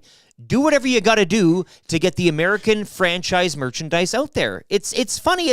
Look, I know people, it was bad for the league. I get that, but it's something to look back on now. We're all okay. We survived it. Have a little bit of a laugh. Also, I'd like to see them bring back the Our Balls Are Bigger. Great campaign. The radically Canadian promo campaign was just, it was great. It's like the Molson beer stuff. Those commercials. Maybe a little annoying at the time, but now you move on. You're like, I still have one of those I Am Canadian t-shirts. It's great. It's got holes in it and everything. But give me more CFL defunct American franchise merchandise, please, as a retro. And I would just politely buy ask, it all. Not a retro, but you can mix in some retro. I just want more league merch. I want more CFL. Like I want the shield. I'm a league guy. You're a shield guy. Right? Yeah. I want stuff with a shield on it. Retro shield, all the retro shields. Like imagine if you could hop on somewhere and just go pick out your CFL logo that you want and put it on a hoodie, put it on a t-shirt or whatever. Build your own, build a bear. That would be build be a great. fan. So yeah, I got some time for that. What other retro? Maddie, anything retro that you like to see brought back? I'm trying to think right now. Manchester United. Wow, you're on fire today. Bring back Sir Alex Ferguson. I don't know. One thing I honestly like, I would love if McDonald's hockey cards came back the way they used to be. Oh, instead of the Tims now. Out of the like Tims the way, and I don't know, there was just something cool about those, like the way they were cut, and like the one year was all They had the skates or hologram ones something. too, and even just the Happy Meal toys. What about the helmets? The helmets, the goalie helmets. Oh. That was one of the I guess best overall collectors. fast food type, like Get your game giveaways. Yeah. Get back to what it once was. Or even market it to the adults. Why not? We'd buy it, right? Like we're from that generation. We'd go back and buy a Happy Meal if you got a Stuart Skinner mask in there. They did those masks again, but with the current NHLers. I'd be all for that still, even. I do like the convenience of being able to like select a movie just on your TV and watch a show on Netflix whenever you want. You're going Blockbuster. But I got a lot of time to take my kids. Like my kids, I don't think ever got. No, they didn't. They didn't get to experience going in to a movie store and renting a movie. Even the concept for of the it would weekend, be or foreign to renting them. a video game. They're like, what? We have to bring this back? Yes, you have to bring that video game back because somebody else is going to get it from Monday through Thursday. That's why you squeeze as much game time out of it. You didn't want the library. You could rent video games at the library. You know what? Thank I you, think they Reference have got some things from They the can do that library in way. the past. That's a good point. If we're going that way, I would love to like go back to a day where we didn't have cell phones. Wow. That would be the retro. Like that would be where it's like we don't have cell phones. I leave my house. You can't get a hold of me until I get back home. So good. There was some freedom there. It was there? amazing. Yeah. So good. Because I don't think I got my first cell phone until I was 21-ish. Even a flip phone. I think maybe a flip 21-ish. 22, 21, maybe. Flip phone days weren't that bad. Yeah, like sure. Because it's if you needed to make a call, you can make a call. Spot of trouble, you can make a call. Like that was nice. You're right. Yeah, but you're always play connected to the Snake. internet. Yeah, you can It's play just Snake. being able to like, I go out for we decided to have an EST night out. We're not on our phones doing anything because there's nothing to do. There's nothing to do. We're just there to talk. You play Snake so many the times. You bar don't want to debate it comes back. Right now, you have a debate in a bar. You can just pull out your phone and get the facts. Yeah. Now you could have a real debate about things and Who's have right, to deal who's with it wrong. later. You can make up things and people can't call you out on it right away. Exactly. Also, Trevor Archibald was part of Team EST at the showdown. The Sundays in the CFL helmets at Dairy Queen. Yeah. Remember those? That's a good one. I do want to go. I want to walk through a Blockbuster. And you know what? I never was. I don't think. Well, I guess I would have been old enough to finish it, but they had the special section at the back. You could just in a Blockbuster like that. The Just beaded seems- curtain. That seems The beaded like curtain. behind Yeah, the beaded curtain. Yeah, that was going to stop kids from going in. Was the curtain. I never where the once porn went back was. there. Not I never once. got in. I never went back. Not even when I was like, but no, they must have taken those out before they closed down video stores, right? Like that must have been a thing because I don't remember Yeah. like being like 22 with my buddies and being like, hey, let's go in the back. No, No, I because feel like it was taken away before we were of age. opening up, I think. Like the source stores and all of that. Oh, okay, yeah. I good think. point. I'm not, Yeah, I'm not and familiar. you could just go with those ones. That makes sense. Maybe Okay. so at Shanks, do we open up a little mini So at movie Shanks. store? Like a movie Adult rental films store? only. No, like Oh, regular beaded movies. curtain. Sorry, The I thought beaded that's- No, curtain. I Beaded was curtain gonna go section. with the regular Yeah. movies. Like, do we do a mini? Bring back a mini one. I want a beaded curtain at the Shanks EST Fun Zone, but you never know what's behind it. That's the Like, best like- part of a beaded curtain. like, You don't want one to. day you go back and Rick Pinter's just sitting there doing confession. Like you can just come back and confess your sins to Pinter. He's in a room just Or counting the money. next day you go back there and it is an adult film store. Sure. Like you just never know what's back there. But you have like, are we charging for that? What do you do for that? $50 GC to Hudson's. It's the only way you get in. Taking the big bucks. H.E. Pennypacker wants Bonanza restaurants back. Oh, man. I loved going to Bonanza as a kid. I'll take a buffet. The best part was I go to that salad bar. The only thing I get would be slices of cheese. That's it. That's the only thing I get from the salad bar was the cheese. And then I'd have a burger and fries every single time at Bonanza. None of those Bonanzas exist anymore, right? Like there's other like buffets and things like that. Yeah, they've changed the game. Yeah, the cell phone thing, the Blockbuster. We were Happy National Retro Day, everybody. This is great. That's a fun one. That's a fun one. Yeah, one more question. Gager's waiting. Oh yeah. Sorry, Gager. Gager, think about it. We're gonna come to you. Retro. What would you like to bring back?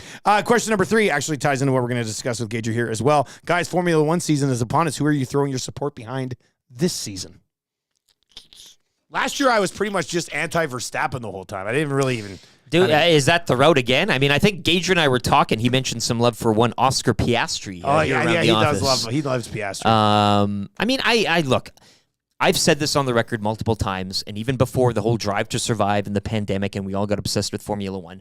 I like waking up early, like I do for the soccer, but a nice race, across the pond, somewhere where the time's all mixed up, and just watching the pomp and pageantry. I don't care who's racing. I don't care what the teams are. I want bright colors. Actually, one thing for retro, I'd like the Formula One cars to go back to the old wheels. Whoa! I'm still not used to the whole new, the hubcap or whatever it is in there. I like the old Formula One car look.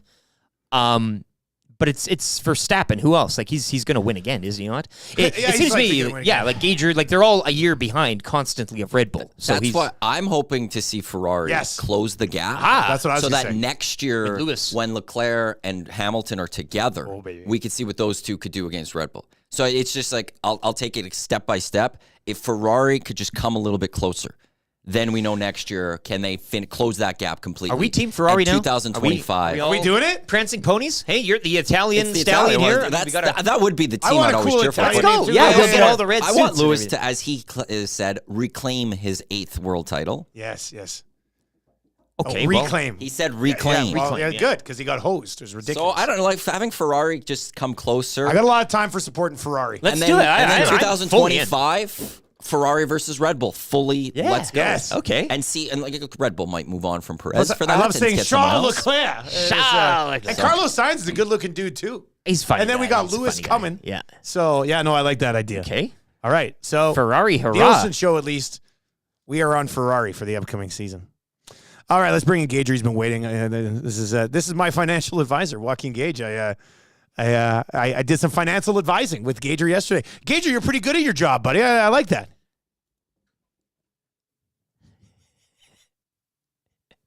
Can we hear Gager? Thanks Gager- for the vote of support there. No, it's really good. Thank you, man. Yeah. It went pretty smooth. Yeah, you know what you're doing too. It's not, I mean, I basically just let you do all of it and was just like, I'll pick this one. I don't Sign know. here. Yeah. I don't know. That's good. It's good. No, Yeah, we'll it's see nice. how that does. And you're in good hands, buddy. I want an update every single day from you, okay? Oh, don't. Hey, like I tell everybody, I'm good in the sheets. You can get your Excel spreadsheets, buddy. Gager, what are you wearing? Is that the jersey from the other game? What are you wearing there? What, this whole thing? This whole thing. Well, he said it's retro, so I know this isn't quite retro, but I thought I'd. Oops, you can't really see It looks nice. There you go. Yeah. It looks nice. So you can see the. It's amazing, and you can't really see, but there's like the woven kind of fiber in the numbers and stuff, and yeah, I just. It's one of the nicest jerseys that I own. I think this is one that I have to buy the frame for and put it up. We know a place where you can go. Pro-Am Sports. Yeah, they cook some I boys know. and take care of you. Look at that looking good. They know. can even work in like a picture of you in there too. But I Picture don't want. people. I think I don't want playing Gager. I want like financial advisor Gager. That'd be great. Behind the desk. I think that'd be I think fun. like the picture of George and Sean and I on the ice there, that would that on the bottom, that might look cool. Yeah, that would look cool. That would look really cool, actually. All right, Gager, we're going to get to the Oilers. We're going to get to Formula One. But it's Retro Day. It's National Retro Day. What's one thing that you would like to bring back? God, I like your guys. The cell phone one, very intriguing. I'd love to see people that have grown up with cell phones and can't function without them wandering the streets like zombies. That would be hilarious, I think. I've thought for years and years of how to bring back the video store and make it feasible, right? Like you go in, maybe it's a coffee shop with beers, you walk around, maybe it's early release that you can get at a discount. You go back, you put in the code, and you can watch the movie that way, right? But if I think maybe if you want to go full retro, maybe the Oilers should just throw me into a game. Like, just do it, you know? It's retro night at Rogers Place. Your starting goaltender, Joaquin Gage. That'd be amazing. Yeah. That guy again? Come on. You know what? It's funny. I feel like if there was one video store, it might do well. Because then people, the nostalgic of going to the one video store. Right? I think that would probably do pretty well. Corner of the market. Right? Just corner of the market. It's just, you have one video store in town in Edmonton. There's 1 million people here. One video store would do pretty good, I think. There was one for a few years. Yeah. Just off Was by there? the U of A. Movie cinema or And did it whatever still it was. do Yeah. good? It's still okay? Well, I think Tube they've of popcorn. closed since. But now you're bringing it back, right? There's a difference between hanging on and being the one who brings it back. What do you put behind the beaded curtain though? That's like I still remember the beaded curtain, and you'd hear it. Someone come in and out of there, and you're like, "Who did that? Who was in there? Who's in the?" And you, as a kid, you'd walk by. You wouldn't go in, but you kind of sidely look and maybe get a slight glance at some picture on a VHS. You know what happens nowadays? Somebody goes back there and just an alarm goes off that goes, pervert alert, pervert alert. We got a pervert here. That's what would happen. I think that's what would happen in that situation. All right, the Edmonton Oilers last night. Gager, that was bigger than just 2 points, right? Like considering the homestand so far, the loss against Calgary, it's the Los Angeles Kings, and they didn't start well. To come back and win that game last night, that should go a long way for the group, shouldn't it? Yeah, this you talk about little points in the season where you if you've dug yourself a slight hole, something to bring you out of it. That was the game that could do it for the Edmonton Oilers, I think. You mentioned their start, Dusty. It was very reminiscent, kind of like Calgary. Like I was there for the game against Calgary, and it looked like for the first time in a long time, the Oilers looked slow. Not only with skating and but their decision making was slow. Like when you see teams that are performing and you look at their play when they were really playing well, it's almost like chess, right? They know what they're going to do before things happen. So I'll just use Nurse as an example. Like Nurse would separate a guy from the puck, he would get the puck and he would make the pass within a couple seconds, right? Like a quarterback getting the ball out of their hands. Everything was quick decision making. That game against Calgary, nothing was done. If they had the puck, they were looking around. They just looked completely unaware of the situation that they were in. Fast forward to the Kings game, it's kind of like that in the first period. It's kind of hard to see it. It's nice to be there live and watch it. You can get a really good feel. It doesn't really translate too much on TV, but then you saw the progression of the game. And then little points. You guys have already mentioned the penalty kill was massive.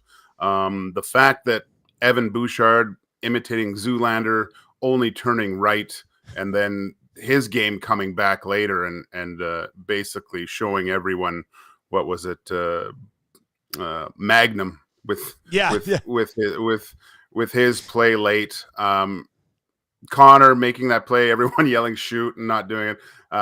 Zach Hyman, I mean, he's the straw that stirs the Oilers' drink. I think he was an integral part of the team, pulling them out just with his inspirational play, and Stuart Skinner. So not only they're able to have a poor start, but get to a level where, they looked like a dominant team against the Kings by the third period.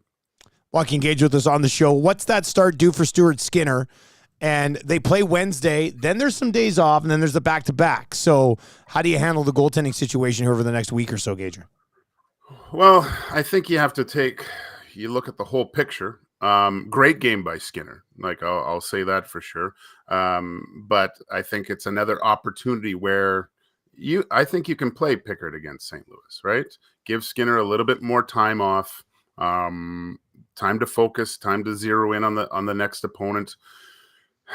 I know he's probably going to be over the 60 mark. But I just like the chance that you can give him a little bit more of that mental rest from now until his next start, because Pickard, I like his chances of getting it's an important game, and you want both guys feeling good about themselves, right?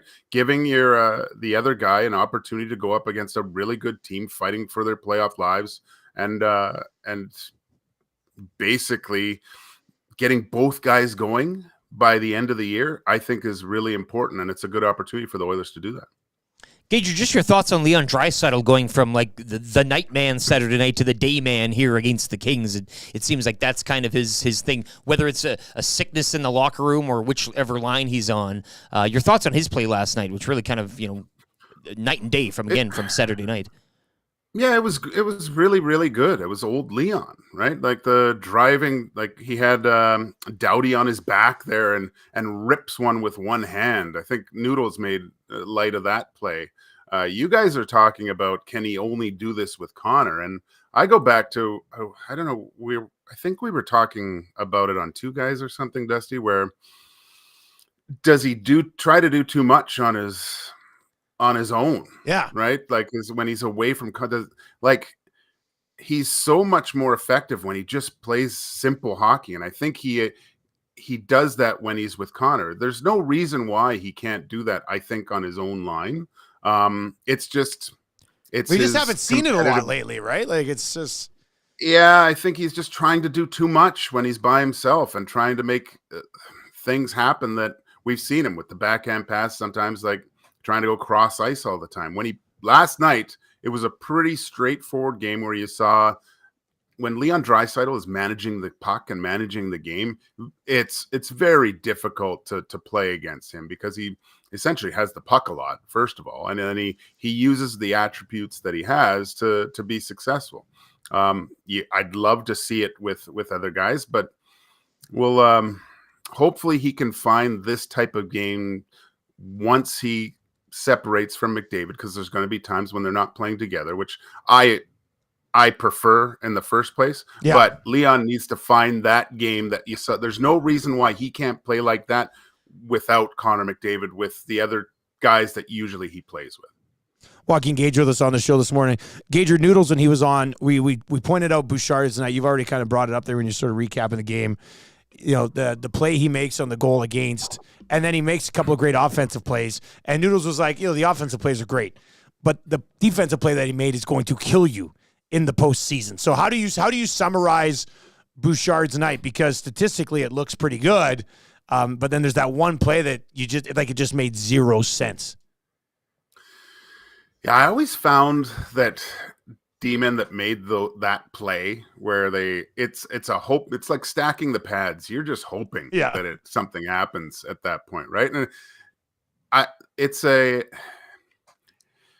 play that it's a play you make when you're not confident in your own abilities. Essentially, you're just hoping something works out that's not there.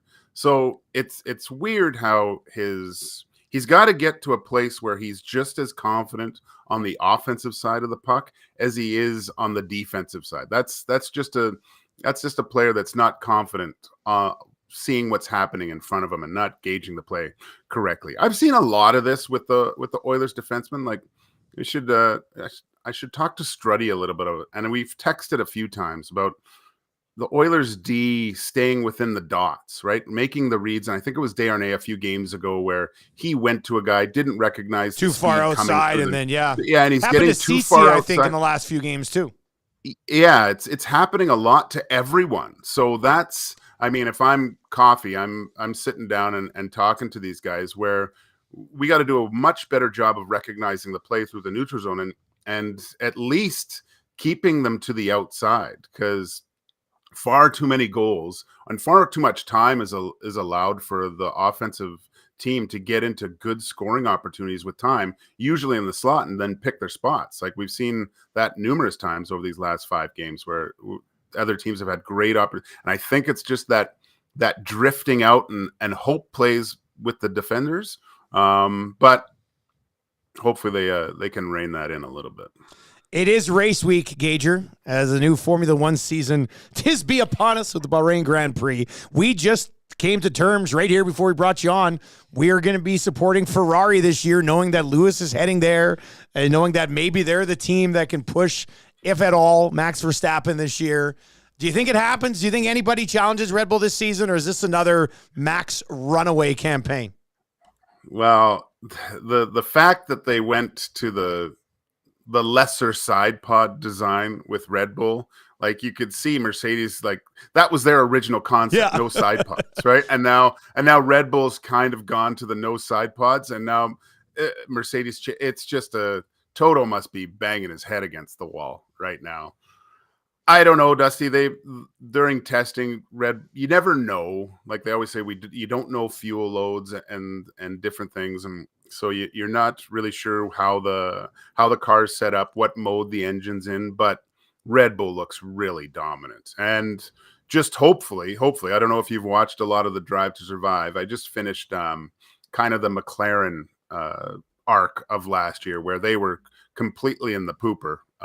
And they were able to develop the car that was coming later on with upgrades, and they became competitive. So I think we're going to see Red Bull dominate for these first few races for sure, just from what I saw in testing. But I think a lot of other teams are going to be surprising halfway through, and hopefully Red Bull's not just too far ahead that they can't catch them, and a bunch of other teams, like you said, Ferrari can challenge and hopefully get some more podiums than Max and Checo.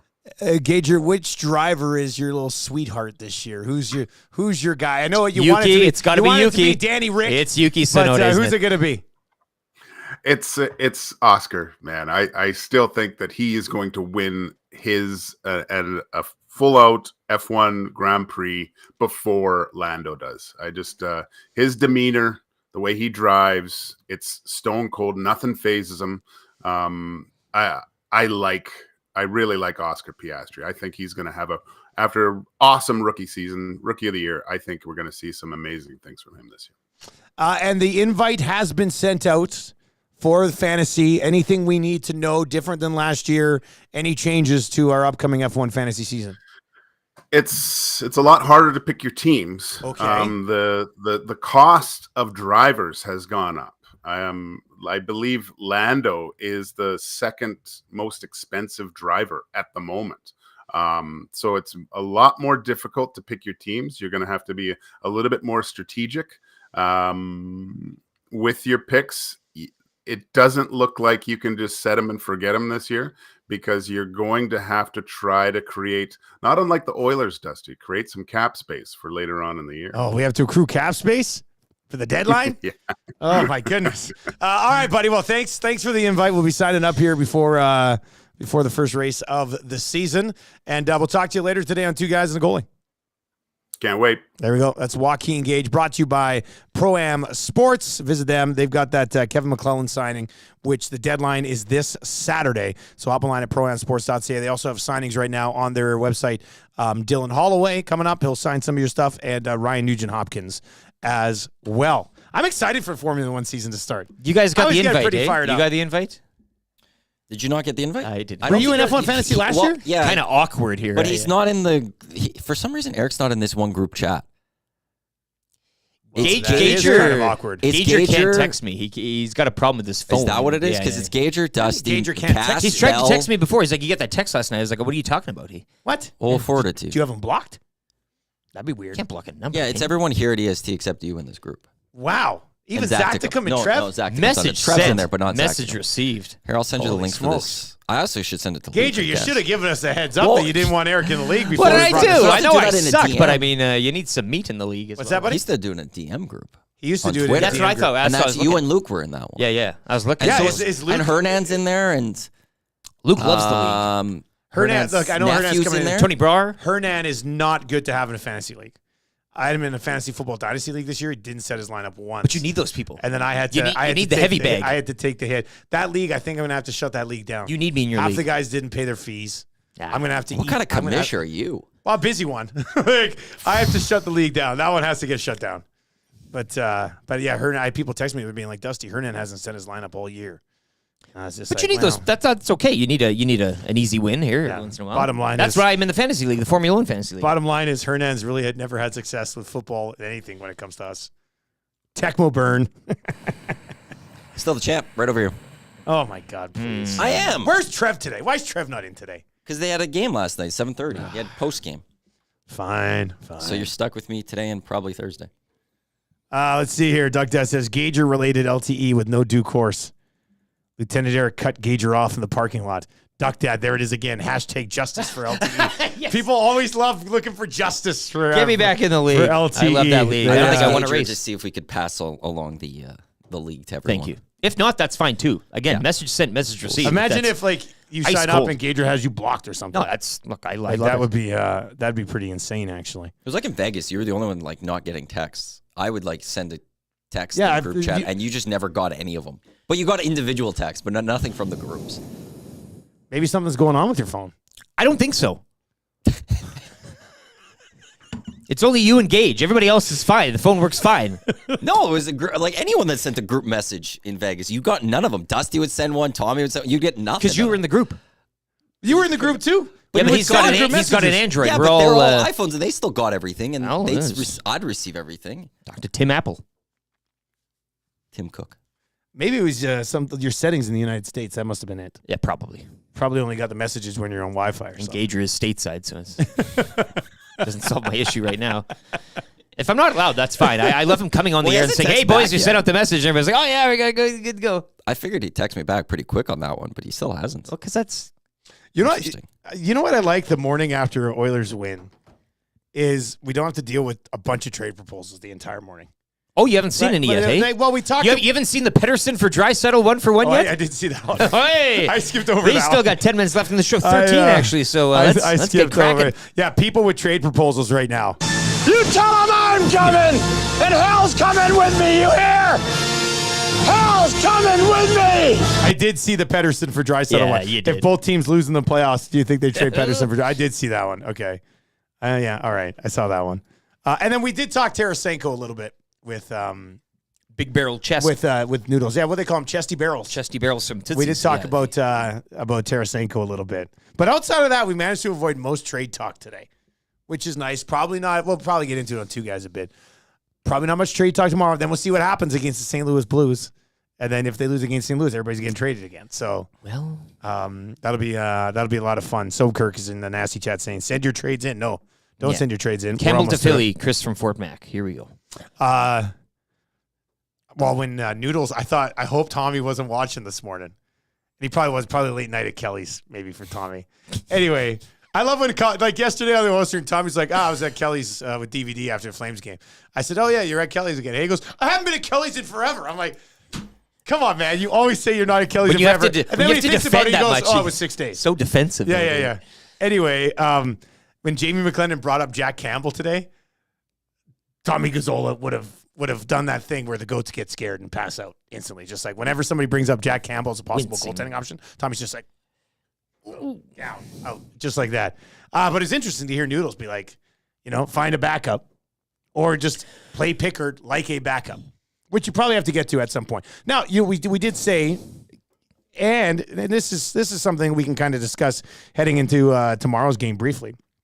But so Skinner plays Saturday, played last night. They get the Blues, but here's where it gets interesting. There's a lot of back-to-backs. They get the Blues, then they don't play Thursday or Friday, so that's 2 days off. Then you go back-to-back, Seattle and Pittsburgh. So if you play Pickard against St. Louis, and then you're going to split the Saturday, Sunday, that'd be 2 out of 3 for Pickard. Skinner only plays 1 game over like a 5-day stretch. Or do you play Skinner versus the Blues because you have 2 days off, and then you give Pickard the Kraken, and then Skinner the Penguins on Sunday? You should go with Skinner. Because there's a lot of time in March you're going to need Pickard playing. He's going to have to start playing. He'll get his time. And you'll do it in March. Because So you go Skinner, St. Louis. There's 3 back-to-backs in the month of March. 2nd, 3rd, 9th, 10th, 23rd, 24th. Like, there's a lot of opportunities where right there you are going to have to play a backup or Pickard or whoever else the Oilers want to go with it, depending on what happens in advance of the deadline. You find another spot in there. Pickard's going to get his game, so I think you're more than you could. So you go Skinner, St. Louis. You can afford Skinner in this one with because the 2 you got days the between back-to-back coming up and for the next 2. coming up.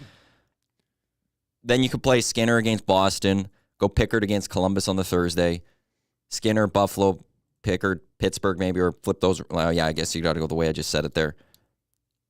There's a lot of opportunities for Pickard, but also that they'll need Pickard. So. What say you, 780-218-9999, or in the nasty chat, you just go Skinner against the Blues. Duck Dad with a trade proposal.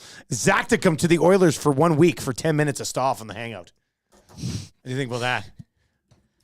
Zach to come for a week for 10 minutes of Stoff on the hangout. Money retained? You pull the trigger on this? They take half of Stoff's salary. I don't mind the 50% idea. 50% retained. I don't mind the idea of Zach broadening his experiences. Yeah. So I pulled the trigger on that. I'm making this very clear. I've said it before. I'll keep saying it. If Stoff's ever on the hangout, there is no Oiler discussion. Yeah, you want to talk Alabama football. SEC football / Golden Bears. Yeah. Like, that's it. So, like, in those 10 minutes, we'll do 5 minutes on Saban leaving and 5 minutes on what happens to the Bears hockey team this year. Yeah. Just throwing that out there. That's the 10 minutes. Like, there's not Oiler discussion with Stoff on the hangout.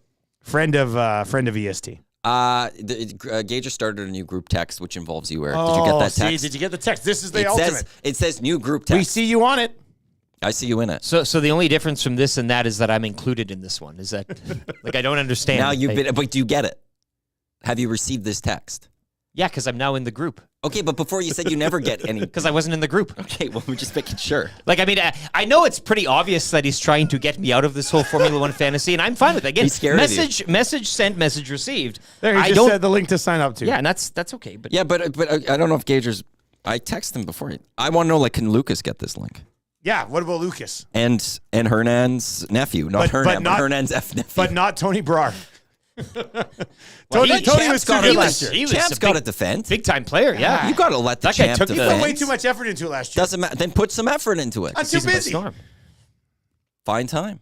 It's tough. I set the lineup every week. Do a segment on the show for 15 minutes where you could talk F1 and get advice. 15 minutes. Oh, here's the thing. You know, you don't have fantasy F1 Fantasy 5. Well, he's going to know Fantasy 5 for until football season starts again. So last 5 minutes of the lock shop every day. Fantasy, Formula 1 fantasy. Yeah, that's it. It's not a bad idea, actually. Or Pit Stop Pals.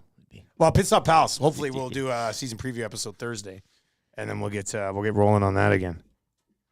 Oh, guys, did you see what Friedman said the other day about the Oilers going for Henrique and Carrick from the Ducks? Ooh.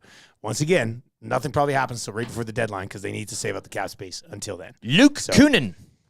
You love that. You love that, eh? I mean, this is where we're at. All of these that's names. Your I deadline mean, guy. You picked your guy. Yeah, you can keep your Draisaitl Pettersson 1-for-1s in the holster here. We got some other names that might be bubbling up to the surface here. All right, let's get into the wrap for William Huff. If you want your place to look as good as ours, boom, here it is. Look at this. William Huff, they didn't give us the TV. We purchased the TV. We got a great deal on that, though, from the guy at Visions. Remember, he hooked us up. Yeah, we're supposed to hang it, though. Yeah. Well, but it's set in so well, just on the desk. I don't even think we need to hang it. Well, I create a little more room back there. Love that Visions. We How could much? get rid What of that. do we really need room for here? Well, we could get when like Scott Laurie comes in.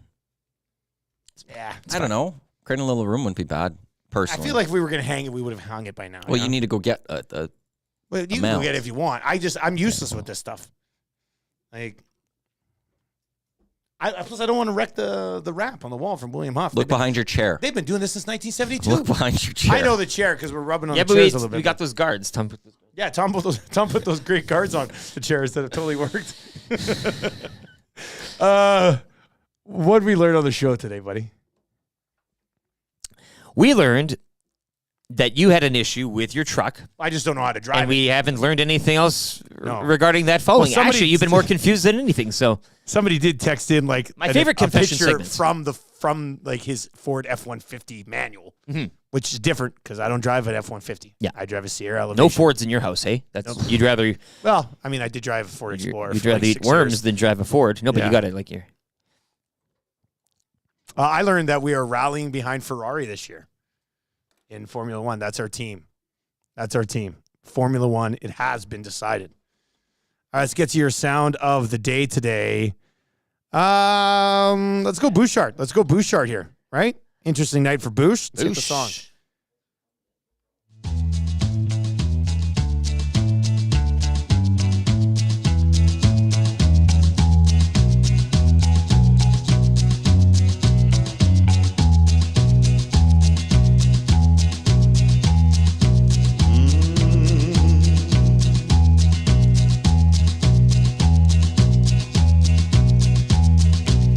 I got a big shot off this stick of mine.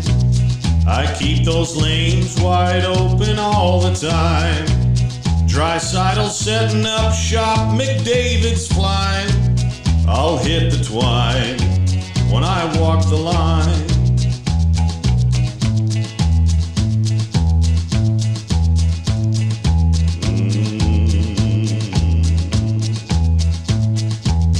As sure as new G is slick and Kane is tough.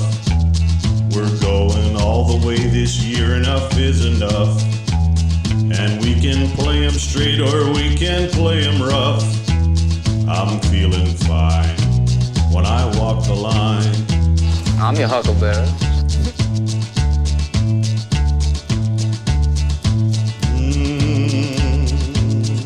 How dude. You know I shoot that puck so very, very hard. The name on the back of my jersey says Bouchard.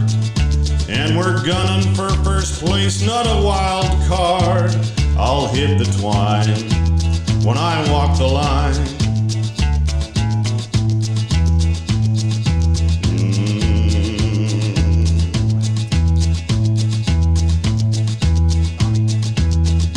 Well, we're counting on our skill and not on luck. And it's gonna get real when they drop that puck. And we won't be done until we hoist the cup. I'll hit the twine when I walk the line. Oh, Bouchard goal song, Dallas from Nelson. One of his, his very first banger they put together. And we love it. We love it. Text of the day today. Dude, this one, it kind of flew under the radar. I thought it would have been a really good topic, but it was just a fun show today. We kind of got into a bunch of different things. Text of the day is brought to you by A&W. They got the new Spicy Piri Piri Buddies. They're only $3.99 each. Each burger features the new Spicy Piri Piri sauce, layers of crisp whole leaf lettuce, sliced tomato, red onion, all served in your choice: chicken patty, beef patty, hash brown patty. So many patties. Tell all your buddies about the new Spicy Piri Piri Buddy. Just $3.99. Zip through the drive-thru here for a limited time only. Came up when we were talking about the moon briefly. Things that would be on the other side of the moon. Oily Sink is going to win text of the day today. You got this? Oily Sink. Getting a $25 gift card to A&W. Connor Brown's scoring ability is on the other side of the moon. Too soon? Let's see EM Utility locating. Find that one. Hey. Well, that's the other thing we learned today. We created a new marketing campaign for EM Utility Locating. Let him have it. EM Utility Locating. Don't kill yourself.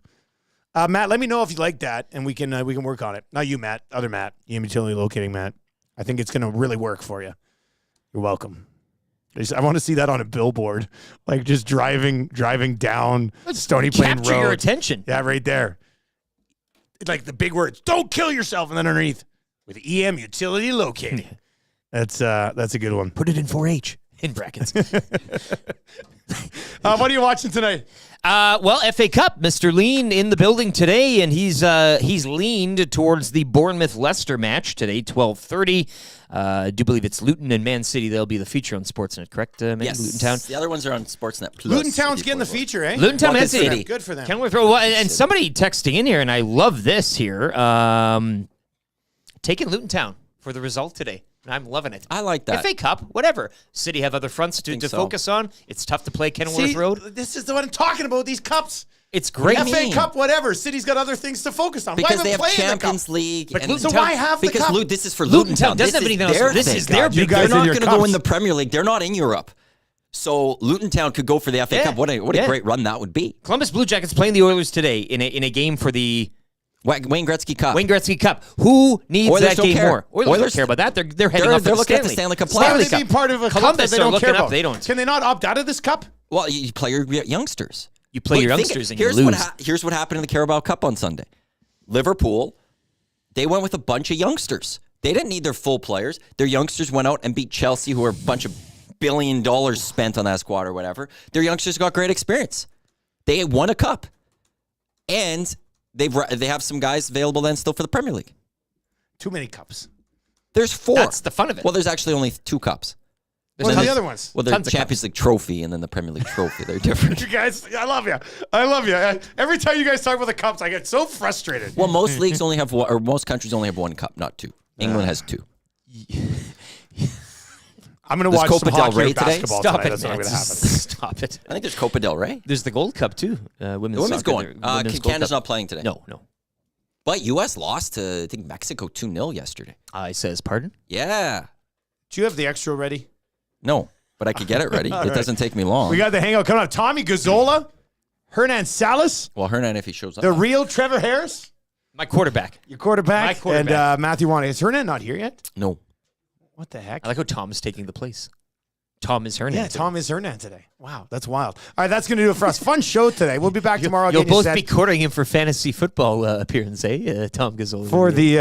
for the final game of a 5-game homestand. We'll get you set for that tomorrow. Hangout's coming up. It's going to be a good one. Make sure you stick around for that. Lock Shop. Big slate tonight in the National Hockey League. 12-game slate. Hudson I'll get you set for that in the Lock Shop from 11 to 12. 2 guys in the goalie with myself, Cass, and Gager talking more about the Edmonton Oilers' important victory over the Los Angeles Kings last night. For Mr. Lean and Lieutenant Eric, I'm Dustin Nielson. Tell your friends about Edmonton Sports Talk. You can now listen on iHeartRadio. Have a great day and take it easy.